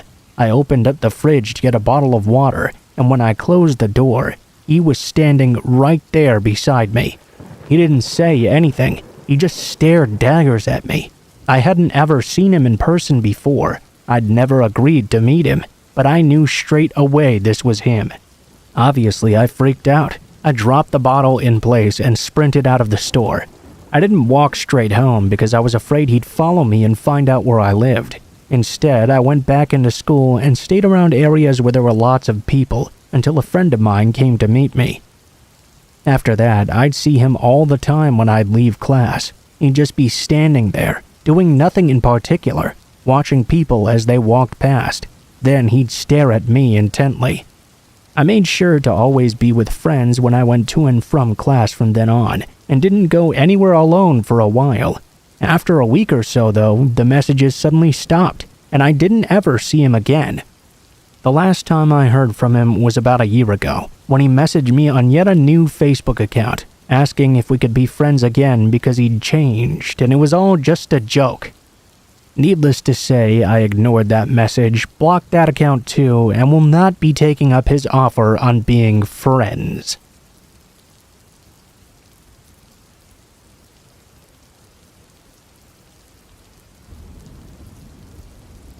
I was mindlessly browsing Facebook one day when I received a message to my inbox. Clicking on it, I realized it was from someone who I didn't know. His name was Peter, and he sent me this. "Hi, I was taken aback by how beautiful you are in your picture. I hope you don't find that too forward. I saw you post on insert local company's name here, Wall. I thought your comment was pretty funny. I couldn't resist clicking on your profile and messaging you. Your sense of humor is just like mine, and I'd like to thank you for making me laugh today. I just lost my mother a few months ago, you see, and I've had a real hard time with it. I can't remember the last time I smiled, let alone laughed, so really, thank you." Now, normally I would not reply to messages from people I don't know, but I felt really bad for this guy. I thanked him and told him I was sorry for his loss, and I was glad I could help him laugh. Once he sent me a friend request, I had to let him know, though, I didn't have any intentions of adding him. I only used Facebook for people I know. The guy said he understood, and we said our goodbyes. I thought that would be it. One day, about a week after getting his initial message, though, I was out shopping at the local grocery store nearby my home, when I noticed a guy looking at me from a few feet away down the aisle I was in. I looked over and smiled nervously. I'm somewhat shy and socially awkward. He smiled back and waved, then looked at what was in front of him. He looked familiar, but I couldn't quite put my finger on from where. I checked out with my groceries and went home. After putting everything away, I sat down and logged on to Facebook, only to see I had a new message from him. "I like the dress you wore today. It fit your body nicely. Thanks for smiling at me. It made me feel real special." I didn't realize that was him at the store, but seeing his picture again on Facebook definitely matched that guy. I was sort of sketched out by this, but of course it could have just been a coincidence. We did live in the same area after all. I chose not to engage though, just to be safe. About another week goes by and I hadn't heard anything else from him. I was out with some friends at night at a park, just hanging out on the swings like we do when we were teenagers, when I noticed someone off in the distance. They were walking toward the park. My friends and I got spooked and went quiet immediately. I realized when the person was a bit closer, that it was Peter. I spoke to my friends in a quiet voice. "Don't panic. Act natural, but we need to leave now. Get in the car." They didn't argue. We got in the car together and drove away. Peter was now gone, though. I told my friends who that was and what had been going on. They told me I was just being paranoid. When I got home, though, I realized I had another message on Facebook again, once more from him. "So, do you go to that park often?" I noped the fuck out and replied, "Do not ever message me again. My boyfriend is aware of the situation and he's a police officer, so leave me alone." I blocked him. Even though I made up the boyfriend thing to scare him, I guess it must have worked. I haven't heard from him or seen him again in months. I live with 3 people who all know what he looks like and know about the situation as well. They've been keeping a lookout and nothing suspicious has happened so far. That doesn't mean that I don't look over my shoulder every now and then, though.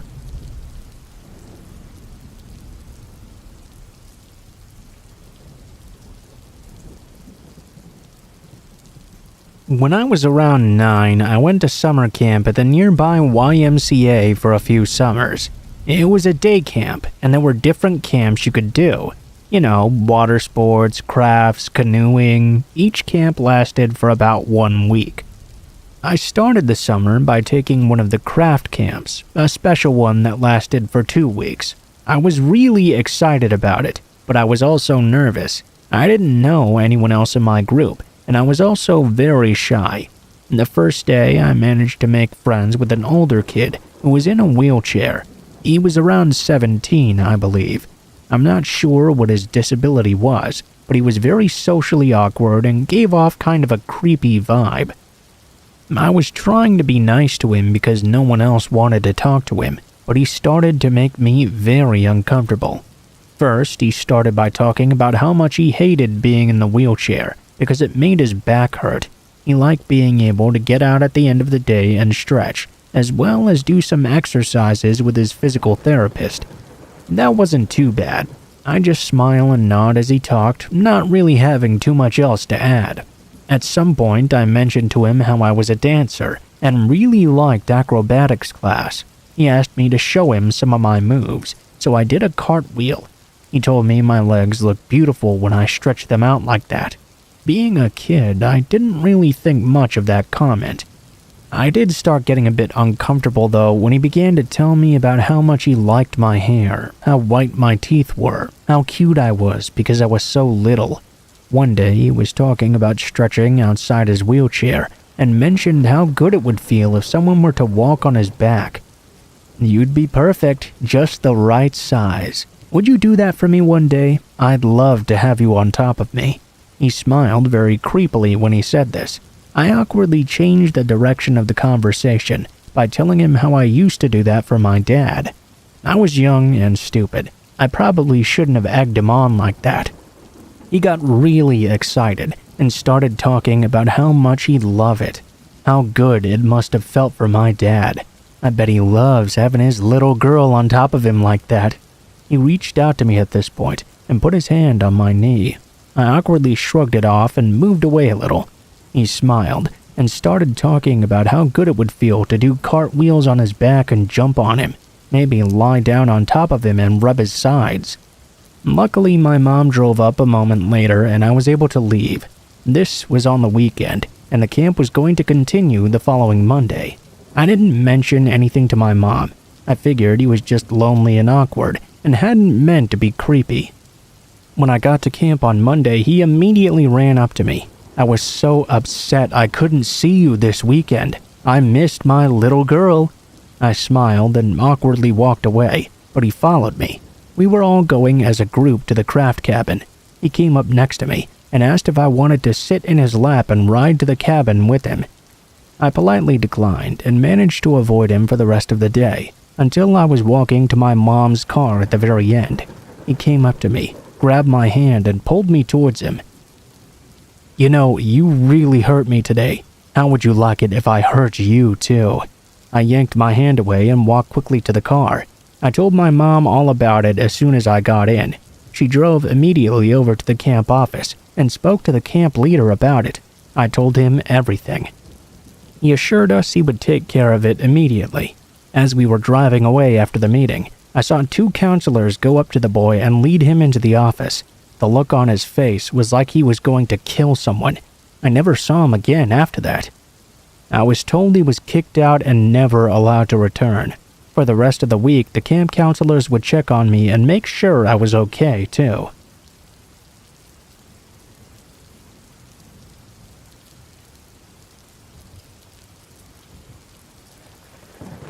So this was told to me by an old family friend, Nikki, numerous times as a kid growing up.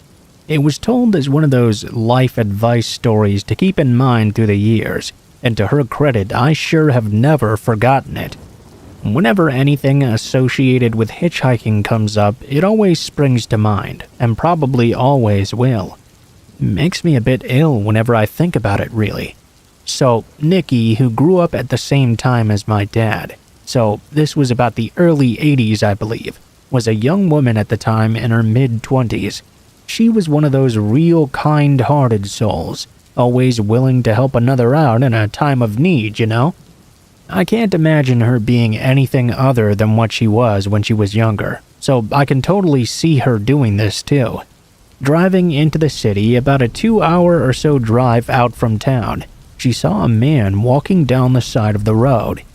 As she neared, he turned and, in typical hitchhiker manner, stuck out the old arm and thumb. Nikki, bless her heart, pulled over and asked the man if he needed any help. She told me he was really polite, if not a bit shy. He only asked her for a lift into the city. Nikki gave a big smile and popped open the passenger door for the man, who tossed his bag into the back seat and buckled up for the ride ahead. In all honesty, they talked fairly pleasantly for most of the trip. Friends, the news, the typical happy small talk. She felt like they were getting on really well, and even bought him dinner at the pit stop a little over halfway there. He seemed really flustered and awkward when she paid, but one of the things they had talked about was money, and how he was pretty dang strapped for cash at the time. That was why he'd been hitchhiking in the first place. He eventually relented though, and they went on their way.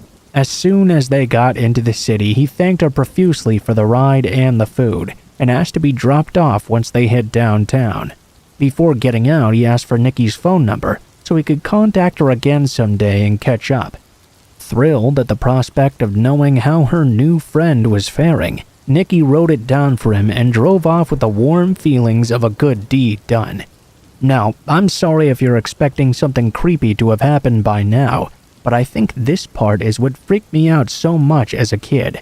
How nice everything seemed to have worked out. Nikki always gets this crease in her forehead and a funny look in her eye when she tells me the next part.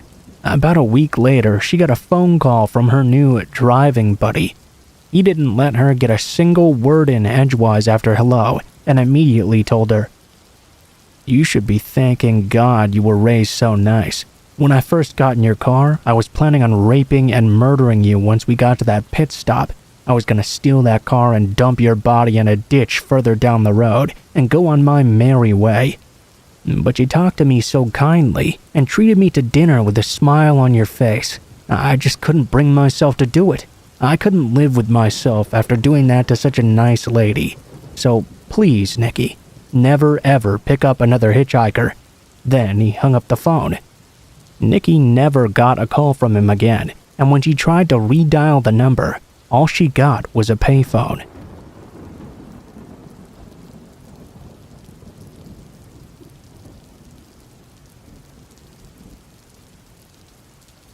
This is my aunt's encounter. To set the scene, where I live, it's normal that lots of people commute to the big city from the outskirts for work. What I mean is that most of them agree to pay and rent a bus that will drive them to and from work on a daily basis. It's especially popular among nurses, basic office workers, and so on. Young people who don't have or can't yet afford their own cars. The bus will usually take off from a regular bus stop.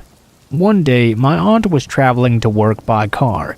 It was quite early, probably somewhere around 7 a.m. since she starts at 8. She approached the bus stop, only to see a man waving at cars passing by. He was fairly nicely dressed. A jacket, polished shoes, that kind of stuff. And he was holding a briefcase. Usually she would not take a stranger in, but come on, this guy must be an office worker. Judging by his looks, he'd probably missed the bus.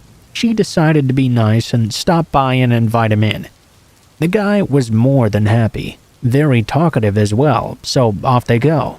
As the journey proceeds, she's getting more and more comfortable. The guy was young, 25-ish maybe, and very funny and easy to talk to. They were getting closer and closer to the city when the hitchhiker says that since they'll most definitely be stuck in traffic on the main road, they better take a less attended one. No red flags going off yet. I mean, he's right. He also wasn't giving any bad vibes at all. Now, what you need to know. This specific city is quite wild. I mean, foreigners will visit and say, wow, it sure is green here. I'll not reveal the exact location, but it's surrounded on all sides by forests. There are actually some forests in the city as well. You'll see nice and flashy office buildings on one side of the river and deep forests on the other. It's crucial for the story. It didn't really matter if you took the main or less attended roads, you'd still get to the city in the end. They drive on, forest all around, which the guy comments on, saying how nice it all looks and blah blah blah. My aunt was smiling and nodding along, and that's when the creepy part kicked in. He turned his head to her and said in a completely normal, lackadaisical voice, "You know, you would look real good in a coffin." And the guy went completely quiet after that utterly horrific statement, gripping his hands on the briefcase tight.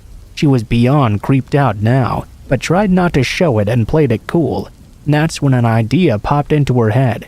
She slowed down and said something must be wrong with the engine, because it was getting hard for her to navigate. She drove over to the side of the road and asked the man if he could be so nice as to get out and check for her since she's a woman. She wouldn't know what to do, blah blah blah. He instantly agreed and hopped out of the car. That's when she withdrew and drove the fuck away, leaving that creepy hitchhiker behind. She didn't really care that she'd left him there all alone. What he'd said was creepy as hell. After a few kilometers, she calmed down though, congratulating herself on getting rid of him so quickly, when she noticed that his briefcase was still laying on the passenger seat. What would a normal person do in this case? Probably throw it away or something. But she couldn't resist having a look inside, and believe me, the inside made her nauseous. Instead of papers or pens or documents or whatever else office boys would carry around in their briefcase, she found a neatly folded thin rope and a set of knives as well. Not one, a set of sharp, nice knives. You'd think the guy was a hunter or something, except he was not. Of course, she was freaked out and decided to go to the nearest police station to report what just happened and give them the briefcase as well. As usual here though, the police did not do much. No one fit the description of the man, and the original hitchhiker could not be located after. After that, she never picked up another. I don't think I would either if that happened to me.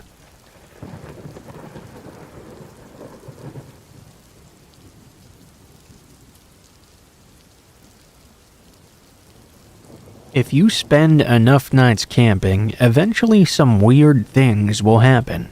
A couple of years ago, two buddies and I did a month-plus long trip around the U.S. We would camp in U.S. Forest Service or Bureau of Land Management areas, and were driving my pickup truck. We would get back in some fairly deep wilderness on forest roads. After about 15 nights on our trip, we ended up in some BLM land near Black Canyon of the Gunnison National Park in Colorado. It was our very last night in Colorado, and we were exhausted from doing a 14er earlier that morning. We found the coordinates of the campsite online and arrived to the edge of the pavement at about 6 p.m. or so. Ahead of us was a dusty 2-track lane that snaked down through some scraggy trees and bush and made its way to the top of a hill that had views of snow-capped peaks. We hadn't passed a car in a very long time as we drove out there. Our truck made it to the site easily enough, but none of us got out yet. We sat inside and took a bit of a look around. There was a fire pit, lots of trees, but also an abandoned couch and other signs of human waste. Not exactly great vibes. Still though, it was getting pretty late, and we weren't keen on driving even more in the dark. We hopped out and started walking around, cautiously approaching some garbage bags wrapped up in duct tape. I remember joking that this seemed like a place where we would find a body or something to my friends. They all agreed. It was a very eerie atmosphere.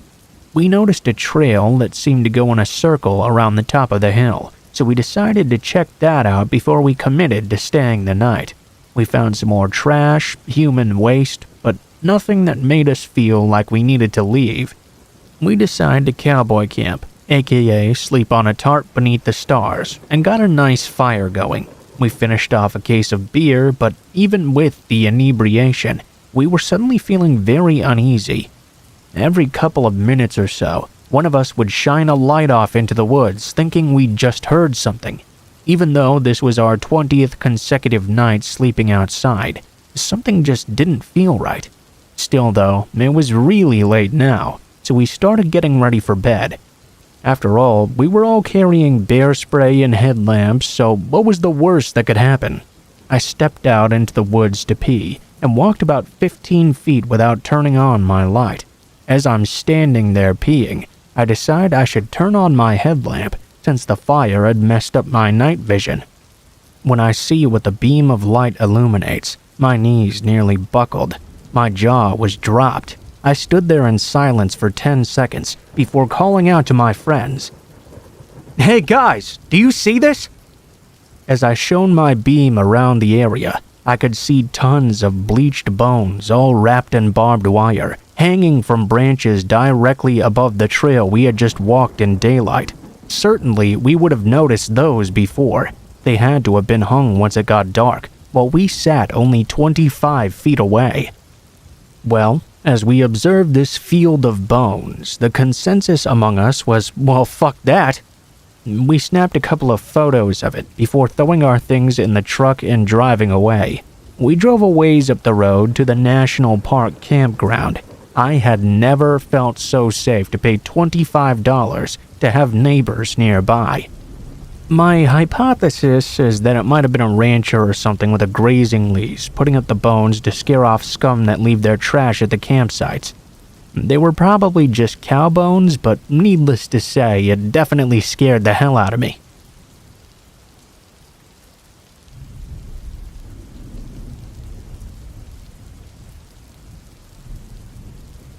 I recently received a friend request that reminded me of this story. This happened after I went to university, so I was about 18 years old at the time. I had made an effort to make friends after I moved onto campus, and ended up with a few groups to hang out with, including a new girlfriend and plenty of people from my classes that I liked well enough. There was one class before lunch where it was traditional for people to go to the cafeteria afterwards to eat in pairs or threes. I wasn't very discerning about who I'd go with, because I got along fine with most people from the class, and we were all sort of trying to make an effort to be social at that age. This meant that when one particular girl, Lily, asked if I wanted to go eat lunch together after that class, I didn't have any reason to refuse. We talked about school and mostly pretty casual stuff. Nothing really noteworthy. She did ask me to get lunch with her again the next week, though. Soon it became a pattern, and there wasn't exactly a way to start saying no suddenly. It was fine with me, but it did mean I lost the chance to eat lunch with anyone else on those days, which sort of hindered my social life a little. In hindsight, I suppose that was the point, though.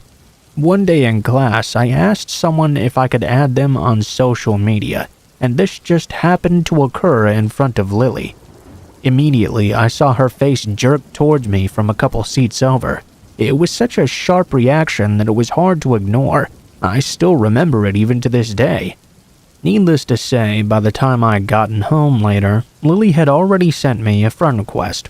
We had no friends in common either. I don't even know how she knew my last name. I was a bit surprised, but I guess maybe she dug through the university's social media pages and found me through there or something. I did get a bad feeling, but surely this was fine. She ended up messaging me quite a lot and commenting on anything I posted. I told myself she was just awkward. We became friends, if not close, and I'd known worse people. She still always got me to go eat lunch with her after our shared class. Other than that, though, we very rarely had any time together in person. I would see her around sometimes, but I never went out of my way to hang out with her, you know? This meant it was mostly online messaging and seeing each other in group settings. Coincidentally, my girlfriend was also called Lily. This was something that clearly bothered the other Lily. She occasionally hinted that she wanted my girlfriend to pick a different name, or joked about it not suiting her. Clearly, she did not like my girlfriend at all, and I had an idea as to why. It was getting hard to ignore by this point. Lily was starting to unsubtly hint that she had a crush on me. I tried my best not to address it. I mean, what was I gonna say? I'd never known what to do when a friend tried to make a pass at me. I was also not interested in the very least. Even ignoring some of the weird stuff she did, Lily was just not my type. She tended to act and dress in a way somewhere between a 50s housewife and all those adults still obsessed with Disney princesses, if you can picture that combination. Things took an uncomfortable turn on the day of our last shared class of the year. Instead of asking me to lunch like she usually did, she asked if I'd go out for a walk with her. Again, I didn't know how to refuse, so I said a small one would be fine.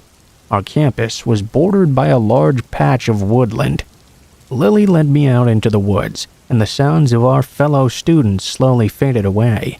She sat down on a log and I joined her. She started talking about how much she was going to miss me over the summer. I tried placating her, but I really didn't want to be there, especially because she seemed to be on the verge of tears. I tried to make an excuse about having plans with my girlfriend, but before I could say anything, Lily chose to lean in and kiss me without warning. It was uncomfortable, to say the least. I got out of there and was happy to think I would not see her for a while. I came back to university after summer, moving into a house with my friends. Without going off topic, there were some serious issues in that group. Lots of petty arguing, and even worse, I broke up with my girlfriend around the start of that school year as well. Basically, the whole mess made me recontextualize things with Lily. It didn't seem quite so bad after all that drama. That said, I still didn't want to be alone with her. We mostly just talked online. She was still constantly messaging me every day after all. One upside of everything was that I started dating a boy. Lily was not pleased to hear that news. I think she hoped to kinda sneak in after I broke up with my girlfriend, but as I said before, that was never going to happen. This is where the story gets bad. At this time, I was fairly active on Tumblr. I occasionally talked about my life and mostly just reblogged photos and things I found interesting. I was on there one day when something odd happened. One of the blogs I followed had received an ask with some phrases I recognized. It took a second to register that it was taken from my About page. That made me freeze. I read the message properly. Someone was asking this completely random person to analyze a section of text from my page, asking for their opinion on the type of person who would write it. I cannot stress how messed up it was to see people talking about me like I was a character in a book or something. The important thing, though, was that the question had not been anonymous. It linked to someone's blog. Obviously, I wanted to know who had taken such a bizarre interest in me in particular. As far as I knew, not a single person in real life knew about my page. It's not like I shared it around or anything. No prizes for guessing who was behind it. What I found was disturbing. It was almost like a shrine. She was using a fake name, but I recognized Lily all over that thing. It was this cutesy pink and red page. There were a few posts about her interest, but most of the content was focused on her primary interest, me. Most of the posts were all about me. There were accounts of things I'd done recently, places I'd been, groups I participated in, going to the nightclub recently, as well as references to things as far back as I'd known her. It was clear she'd been keeping tabs on me, both online and offline, gathering every scrap of information she could about my life and hoarding it in this little collection. She talked about us eating lunch together, how special our dates had been to her, as if it was anything more than acquaintances just getting food after class. She even talked about the time she had forcibly kissed me in the woods. She quoted lyrics from all of my favorite songs, even though I'd never talked about them, and talked about how she'd always be there for me, no matter who else came into my life. Lots of references to loving me just the way he is as well, which answered another mystery about some anonymous love letters I'd been receiving earlier that year with the same wording. It got worse. There were a lot of posts about my boyfriend as well. Those were not so nice. It was angry and hateful. I didn't like to think of the sort of person who could write so obsessively being fixated on me. One thing that didn't make sense at first was that the blog had also made plenty of references to this best friend, Steven. She had never mentioned this person to me, and I'd never seen anyone else around her either. Her post talked a lot about Steven and how great a friend he was, how much fun they had together, how much he looked out for her. I was trying to work out whether this was an online friend or something, when one specific post made it all click. She had posted a photo and captioned it, "Steven sent this to me. He knew I would like it." The problem was, it was a photo taken straight from my page. I had not sent that to her. She took it from my page and then claimed I was her fictional best friend, because in her head she'd split me into two people, the two most important people in her life. In her messed up fantasies, I was both her perfect best friend and her soulmate who was going to end up with her. Who was she complaining to? Oh, she had an audience all right. People who took what she said at face value. I saw a bunch of random people agreeing with this stalker, things like my boyfriend didn't deserve me, we were bound to break up soon, I would be with Lily, the person I was clearly destined to be with. She had this fake fanfiction version of my life up for anyone to share their opinion on, and she made herself out to be the hero of it all, of course. I had only gone maybe a month back into this page's history, and I didn't look at everything that was there. It was too much, and I didn't want to see if there was anything from before I'd known her. Needless to say, I sent Lily a message confronting her about this blog. She said nothing. I can't stress how weird it was to have found pages and pages dedicated to me. Then she just acted like it never happened. She said nothing. Didn't even address it, just changed the subject like I'd never even said it, like she hadn't even registered that it existed. I've never seen deflection quite like it. Well, of course, afterward she deleted the page, or at least changed the name and hid it, because I could never find it again. That was not the end, though. I was not going to hang out with her anymore, but we were still shoved together in classes. She had started to actually scare me with what she might do next. I'm kind of a paranoid person already, so knowing someone was obsessively keeping track of me for who knows how long really scared me a lot. The next thing she pulled was trying to seduce my boyfriend. That was a useless attempt. What was her plan there? Did she hope to tell me he cheated and wait for me to break up with him or something? Why would I want her after that? When that didn't work, she tried to seduce all of my friends. None of them took the bait, thankfully.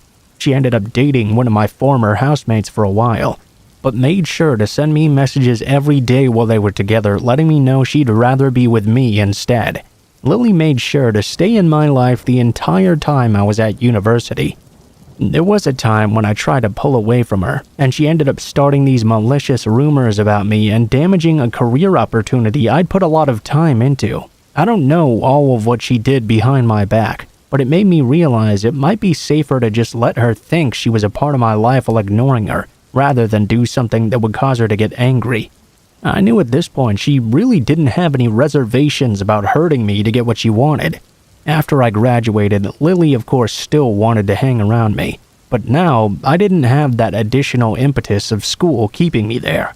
I made excuses about work and barely talked to her after that point. I had entirely stopped posting on social media I knew she knew about. Of course, she would not give up that easily. Usually, I ignored all of her attempts though. I didn't think she was still tracking me online, but in hindsight, she probably was.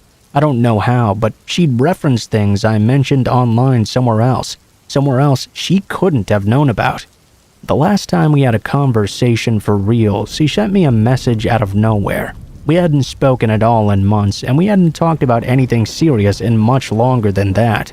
Thinking about that conversation still makes my skin crawl. At first, she asked me some questions about how long I'd known I was queer. I told her some basic stuff, the kind of things I'd tell anyone who asked. Then she changed the subject. She started talking about how I would feel about her if she was a boy, about wanting to be a boy for me. The messages quickly became fetishistic. Again, we were not even friends at this point. We'd never been especially close, and we'd barely spoken for years. I can't imagine sending messages like that even to a close friend, let alone someone who barely knew you. I tried telling her not to pull this crap with me, and then she decided to change tactics. She started role-playing as me. The worst part is that she seemed to believe it was real, that those things had actually happened to her, even when she was quoting me word for word. Things I'd told her only hours before were now part of her life. It was like she was trying to absorb me or something, to take over my history, to make my life a part of her. Yeah, I really didn't want to talk to her again after that. I ignored future attempts she made and eventually silently deleted her from the inactive social media, which was her only real way of contacting me. I really thought she might finally move on. But then I started getting more friend requests on everywhere. They're still sitting there unanswered because I know if I delete them, she'll somehow find a way to seek me out elsewhere. Lily and I met nearly 12 years ago. This story is just the highlights, and even then, it's only the stuff I knew about for sure. A lot happened behind my back. I just know it did.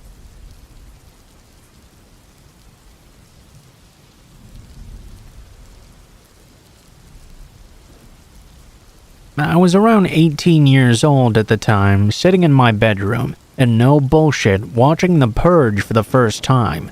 My bedroom window only had one latch out of the two locked, because I would smoke out of it at night, being too afraid to go outside alone around 1 a.m.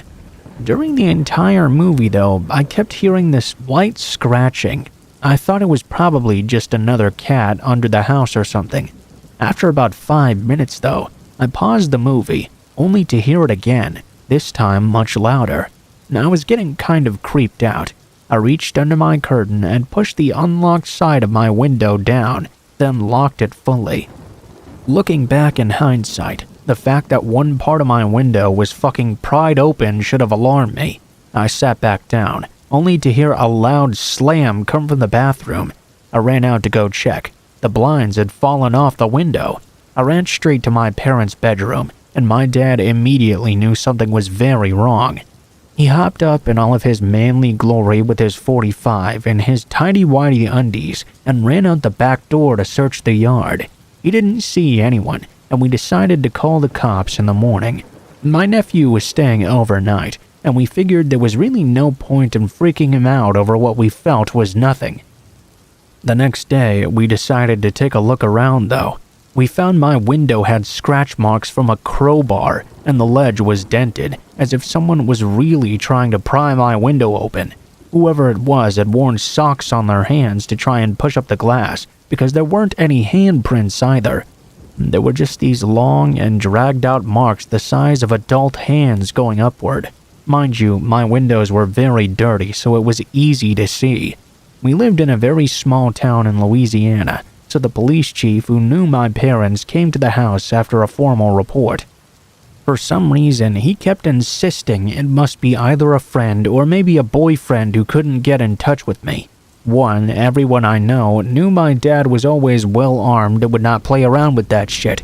And two, my cell was always on, and I always answered, especially for friends, even at 1 in the morning. And for an additional third point, that's the dumbest fucking thing I've ever heard in my life. Friends don't wear socks on their hands and try to jimmy your window open just to see you. At least not without calling out your name first. We never did find out who did this or what they wanted. What still scares me even 10 years later, though, is that the house was not quiet. There was a TV and a lamp or two on in the living room. The bathroom light was on as well, and my bedroom was very well lit since I was watching a horror movie. Yet this person still tried to get in through 2 different windows. The worst part is that if our bathroom window was not so shitty and useless, they would have absolutely made it in. To keep it open, my mom would use an old broom handle to hold it up, and unless there was something keeping it up like that, it would immediately slam back down. This is likely why the blinds came off, and that loud slam I'd heard as well. It may just be me, but I'm pretty sure whoever it was wanted something in our house so badly that they didn't care who was inside or if they were awake. If I would have opened that curtain before locking my window, maybe it would have scared them off. Or maybe it would have motivated them even more to come in and get me instead.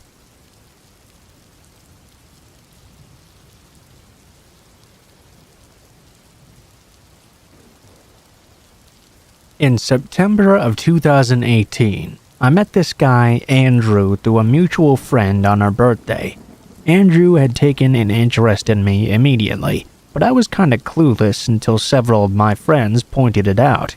Andrew began texting me a lot, and we eventually started hanging out all on our own. A couple of weeks passed by, and eventually we started dating as well. That's when things started to get weird, though. Whenever I would hang out with my friends, he'd get very aggressive about me not spending time with him instead. One weekend, I had seen him almost every day that week. On Friday morning, we had plans to hang out as well, but I was feeling sick that day, so I had to cancel. Later that night, I had a Halloween party, and I was feeling better from earlier, so I decided to go. Needless to say, he got very angry at me, saying I never wanted to spend time with him and all sorts of abusive language. Other weird things were happening as well, but in the end, I told him I wanted to end things via text. I was a bit scared to tell him in person, honestly. He didn't take it very well at all. He would constantly message me after, asking if we could meet up in person to talk, at the park no less.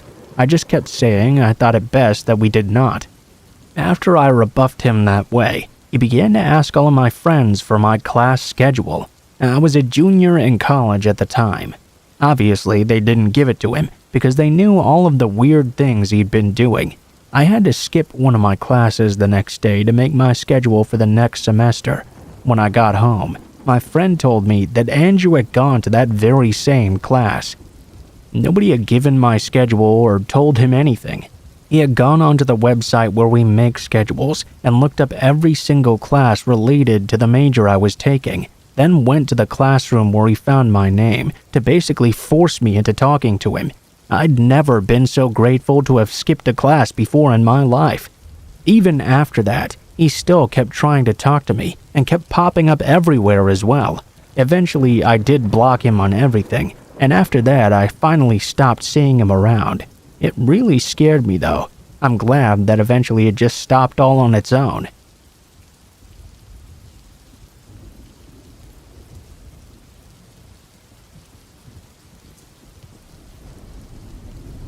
When I was a teen, 14 and female, I used to go running next to a swamp, only a 15-minute walk away or so from my house.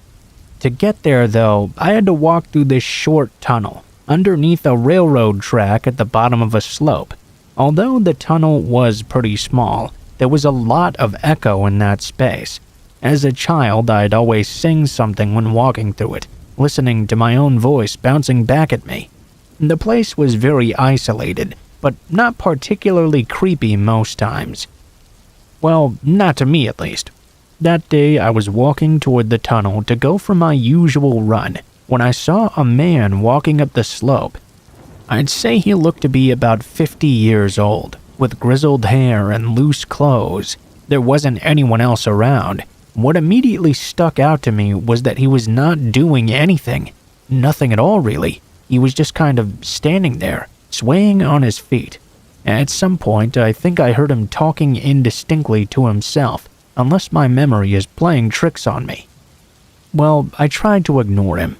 As I walked past him, though, he said, "Hello." I mumbled a hello back. Stranger danger, I know, but I was impressionable and overly polite for a 14-year-old. I started heading down the slope, feeling slightly uneased with that encounter, but not particularly scared. I had walked this path countless times before without any trouble. For some reason, the man's polite manners reassured me a little. Still, I was looking forward to being away from someone else out there at night. I reached the tunnel still walking, and my footsteps echoed their familiar rhythm. When I reached the middle of the tunnel, though, I began to hear another echo, much, much faster. Someone was running right at me. I turned around immediately, and there the man was, only a meter behind me. He stopped in his tracks, like some sort of statue. I don't know where I found the courage, but I stared the man in the eye and let him know that I had seen him. I don't know if it was my youth or running gear that let him know I was undoubtedly faster than him. Perhaps it was the fact that he had lost the element of surprise. I saw in his eyes immediately that he had just given up on whatever he was planning to do to me. I hurried away, not looking back at all, and took a different way home. I never told my parents about this, out of fear they wouldn't ever let me outside on my own again. I also avoided that tunnel for a few weeks after. When I finally came back, he wasn't there, and I never saw him again ever since.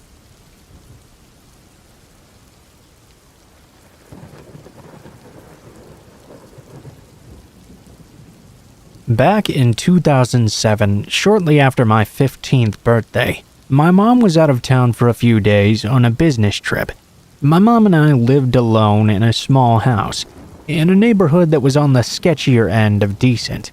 That fact, combined with her paranoia about me being home longer than 4 or 5 hours, meant that I had to stay over at a friend's house while she was gone. Thankfully, this friend's house was just across the street and one house over from my own. The place my mom was going was only about 2 hours away. I'd gotten a big bug up my ass about being treated like the young woman that everyone kept calling me, so for the week leading up to the trip, I was moaning and groaning about being old enough to take care of myself. I insisted that I could simply check in with my friend's parents every now and then. In truth, my house was pretty creepy at night, even when my mom was there with me. I'd found out the day my mom was scheduled to leave that my friend had somehow gotten her hands on a PlayStation 3, so it really didn't take me very long to get over being unfairly babysat. At around 11 on the last night I was there, we ended up back in my friend's room screwing around with the brand new flip phone I had gotten for my birthday. Her parents had gone out hours earlier, after buying us a pizza for dinner, and probably weren't going to be back for at least an hour.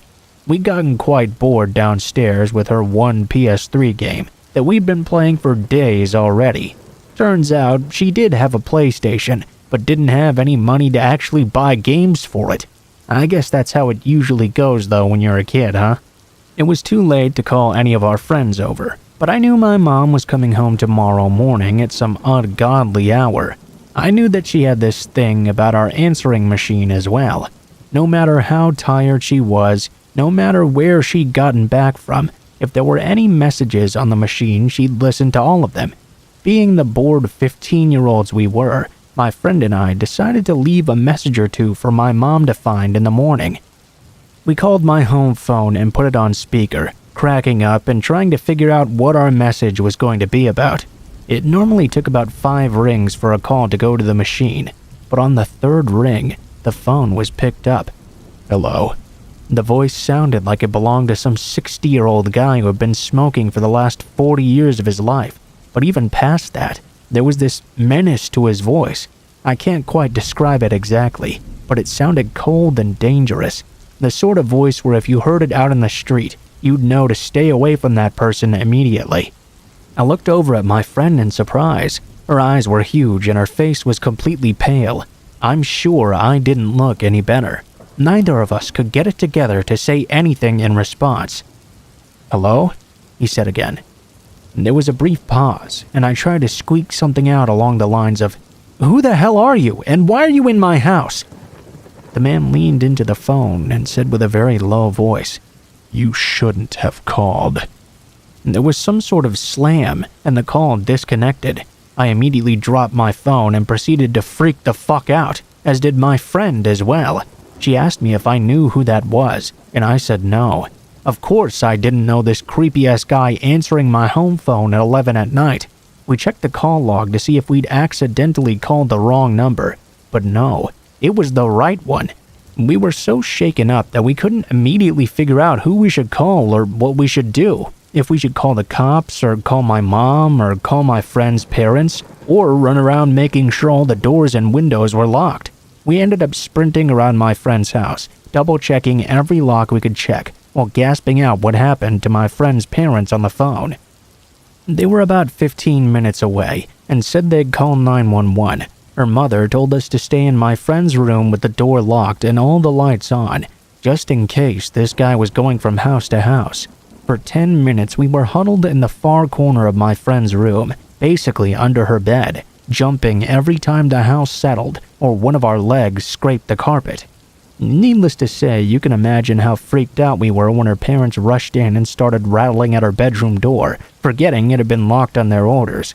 The cops got to my house not too long after her parents got home. To be honest, I don't really remember a lot of the specifics about what the cops were doing. Mainly because I refused to set foot outside of the house. I remembered that they asked my friend and I a lot of questions though. Unfortunately, we couldn't really give them a lot of information. We called from my friend's room, which was in the back of her house away from where we would have been able to see the guy. And of course, dude with a creepy smoker's voice is not exactly a very helpful description to go off of when looking for someone. One question they asked sticks out though, because I remember thinking it was weird for them to ask who had the keys to get into the house. I told them only my mom and I did. I found out later the reason the police had asked was because there were no signs of forced entry anywhere around the house, and the front door was wide open when they got there.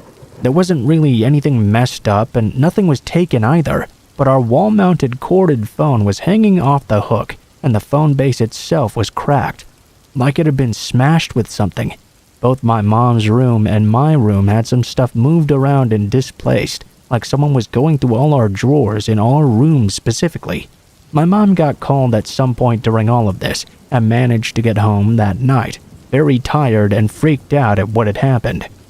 The cops investigated the incident, but never came up with any answers. We weren't doing too well financially at that point, but we still managed to move across town within a few months of this happening. For the months between that night and the day we moved, though, I slept like shit and had real bad nightmares. I also flat out refused to be alone from then on, even for only a couple of minutes. I got really obsessive about checking and double-checking the locks, a habit which has stuck around since this happened. Now that I've written this all out, I remember there's one more thing I haven't told anyone about all of this. Mostly because at the time I thought the whole thing might get blamed on me if I said anything. Earlier that day, I'd gone back over to my house to get a notebook of mine, full of writing I wanted to show my friend. Nothing was obviously wrong as far as I could tell. The front door was locked when I got to it, and no signs of any tampering or weirdness by the door. No noises from any part of the house either. But the minute I stepped inside, something just felt wrong. It was really, really quiet. I was getting chills all up and down my spine and had goosebumps all over. I tried to will myself to just get over it, to go back to my room and grab the notebook, but I couldn't make myself take more than a few steps inside. I was too creeped out. I locked the door behind me and ran back across the street. When I got back to my friend's house, I felt like an idiot, of course. Was I really such a wimp that I couldn't walk through my own house when it was empty? But looking back, well, who knows? Maybe my gut was right about something not being right. Freaks me out even thinking about what could have happened if I'd ignored it and walked further inside. I've thought back on that moment a lot, wondering if perhaps I left the door open when I left, but there's no way. I distinctly remember locking the deadbolt and looking over my shoulders the entire time. I had that burning, crawling feeling on the back of my neck that you get when you're being watched. After the creepy call, I also checked, and I had my keys in my backpack still as well.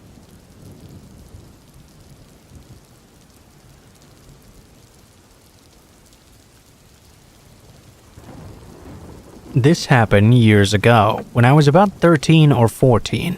When I was a young teenager back in the fall of 2006, me, my family, and my neighbors started having bizarre encounters with an old man in a dark red minivan. Back then, I used to live on a hill above an old non-operational fishing village. It was about a 40-minute drive outside of the city along a highway.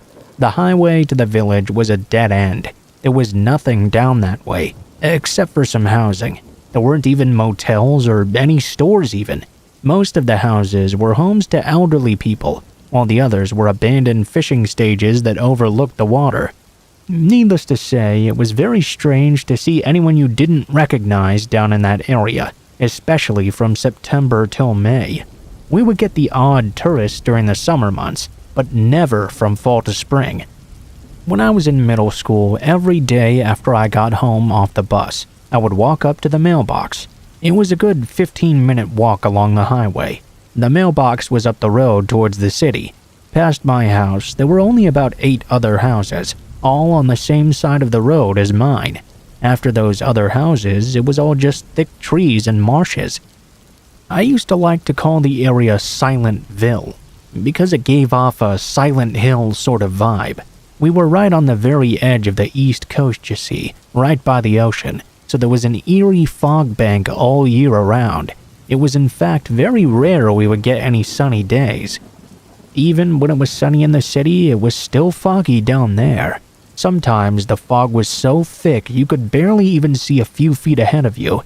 Anyway, one afternoon after school, while I was on my usual trek back home after checking the mailbox, I heard the rattling of a vehicle off in the distance in the fog.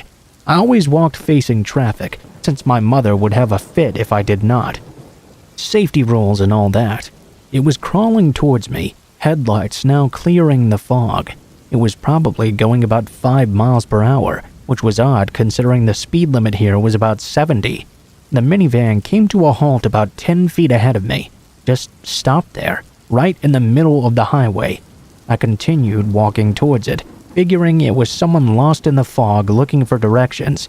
As I neared the window of the car, I could see an old man sitting in the driver's seat. He was of a fairly small build, with light gray patches of hair on his head. His eyes were very watery, and a dull blue color as well. "Hello, young lady," he said in a very soft voice. I responded by saying hi, and he started making small chat with me. I can't really remember what, but just sort of casual talking. I noticed he had a small fluffy white dog in his passenger seat as well. The thing that struck me as odd about this dog was its body language. You see, this old man would move his hands a lot while talking, and every time he would quickly do so, the dog would sort of scrunch further back in its seat. It seemed to be very afraid of him. The other odd thing was that he'd always kept his other hand between the 2 seats. I could sort of make out what seemed to be something of a metallic make under his hand. Well, after chatting for a moment, he just slowly turned his head away and then continued on driving toward the city. I shrugged it off, figuring maybe he was a relative of someone down in the village and on his way home. About a week went by without seeing him, and by then he was just a memory. I was on my way up to the mailbox when I heard the familiar sound of rattling coming down the road towards me. Him again? I thought. I was more than a little weirded out now, so I jumped down into the ditch and hid in the brush. I watched as he sluggishly drove by, the entire time looking around, observing, kind of like a hunter looking for prey. After he was long out of sight and I couldn't hear the vehicle anymore, I jumped up from the ditch and hurried my way up to the mailbox. The last 6-minute stretch of the road had no housing, so it was very isolated. After snatching up the mail, I started to hurry back, and that's when I ran into him again, in the worst place possible, the long stretch with no houses. This time he was coming up the road quite fast. I didn't have any time to hide. He pulled up right next to me. "Hello, dearie. Why were you down in the ditch earlier?" Oh shit, I thought. He had seen me. I thought I had seen a cat down there, I said. "Oh, you like cute animals, dearie? You can get in the back seat and play with my puppy if you'd like. She loves kids." He leaned in and gave me the creepiest smile. No thanks, I said. I started to walk away very quickly. He reached out of his window, though, and grabbed my arm. Please, I insist. I can drive you home. You live at my address, right? I stood there dumbfounded. How did he know which house I lived in? I shook off his hand and started to run. He started to back up his car after me. I bolted down the road and did not look back once. At that time, my aunt lived a few houses up the road from my own, so I ran into her driveway and started frantically pounding on her door. She came very quickly and let me inside. I used her phone and called my mother to come pick me up. After we got home, I told them everything. They were very upset and called the police.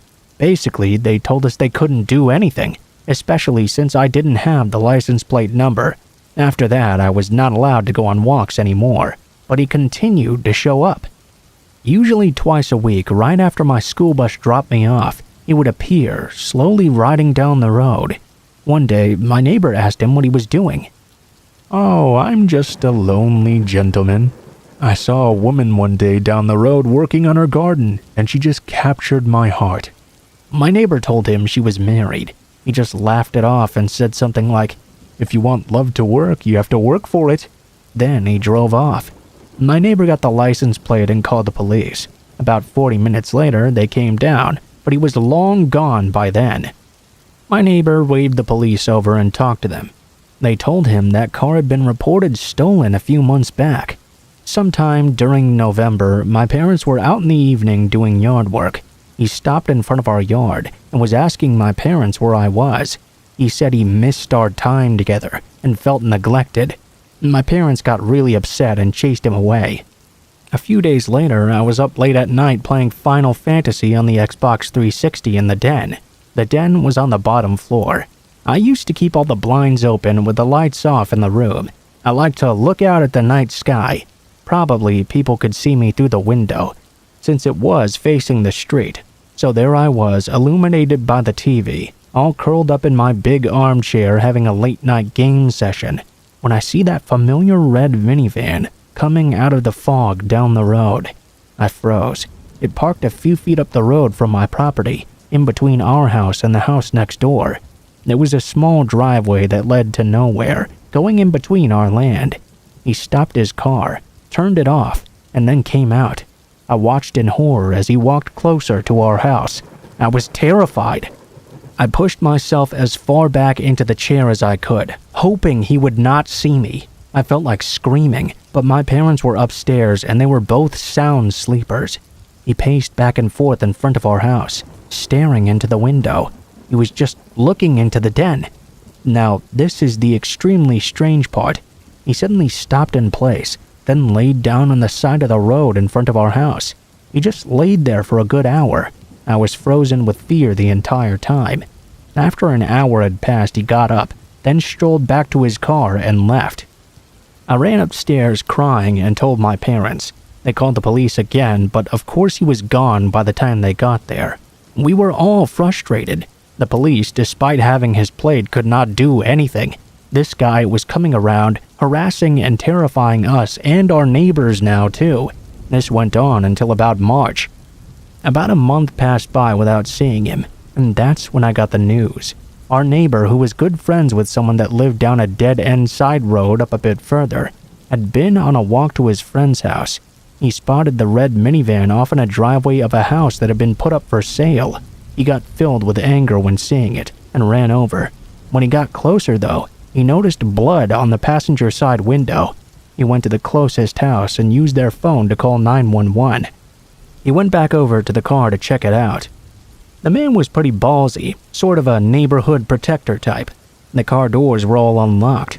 He looked into the window, only to see that small dog's body, a wallet which had an ID in it, and a bloody wrench wedged in between two seats. He left and waited for the police to arrive. Our neighbor stayed in contact with the police. Apparently, the guy had left in a hurry, leaving his ID behind. Turns out he had just been released from prison not too long ago for offenses toward minors. We didn't get any more details, though. I felt so horrible for that dog. I really hope he never got his hands on another animal again. Sometimes I worry he went on to harass other people the very same way he harassed us.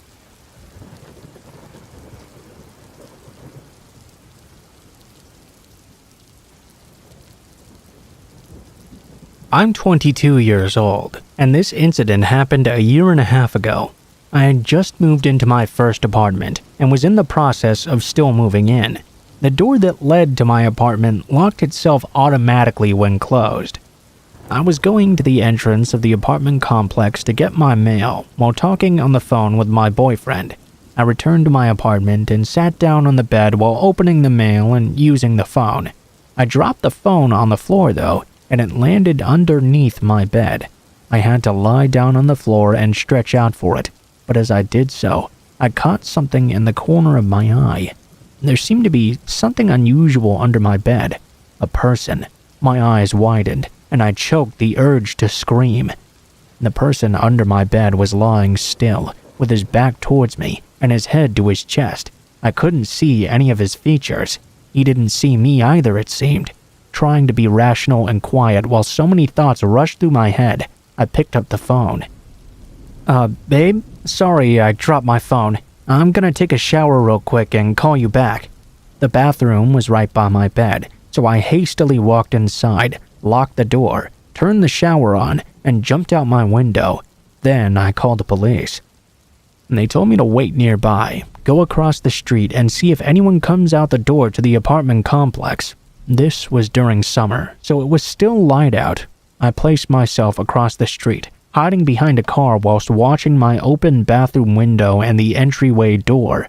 I called my boyfriend. He came to me just before the police. I gave them my keys and they went inside. Only moments later, 2 cops came out holding a thin and tired-looking man.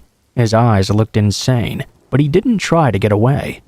The policeman that stood beside me and comforted me while the police searched through my house told me the man had been standing outside my bathroom door with one of my kitchen knives, waiting for me to come out. This man had somehow crept in my entry door while I was getting my mail and hid underneath my bed for me. The man that was trying to hurt me turned out to be a homeless person and was placed in a mental hospital soon after. My boyfriend moved in with me the very next day.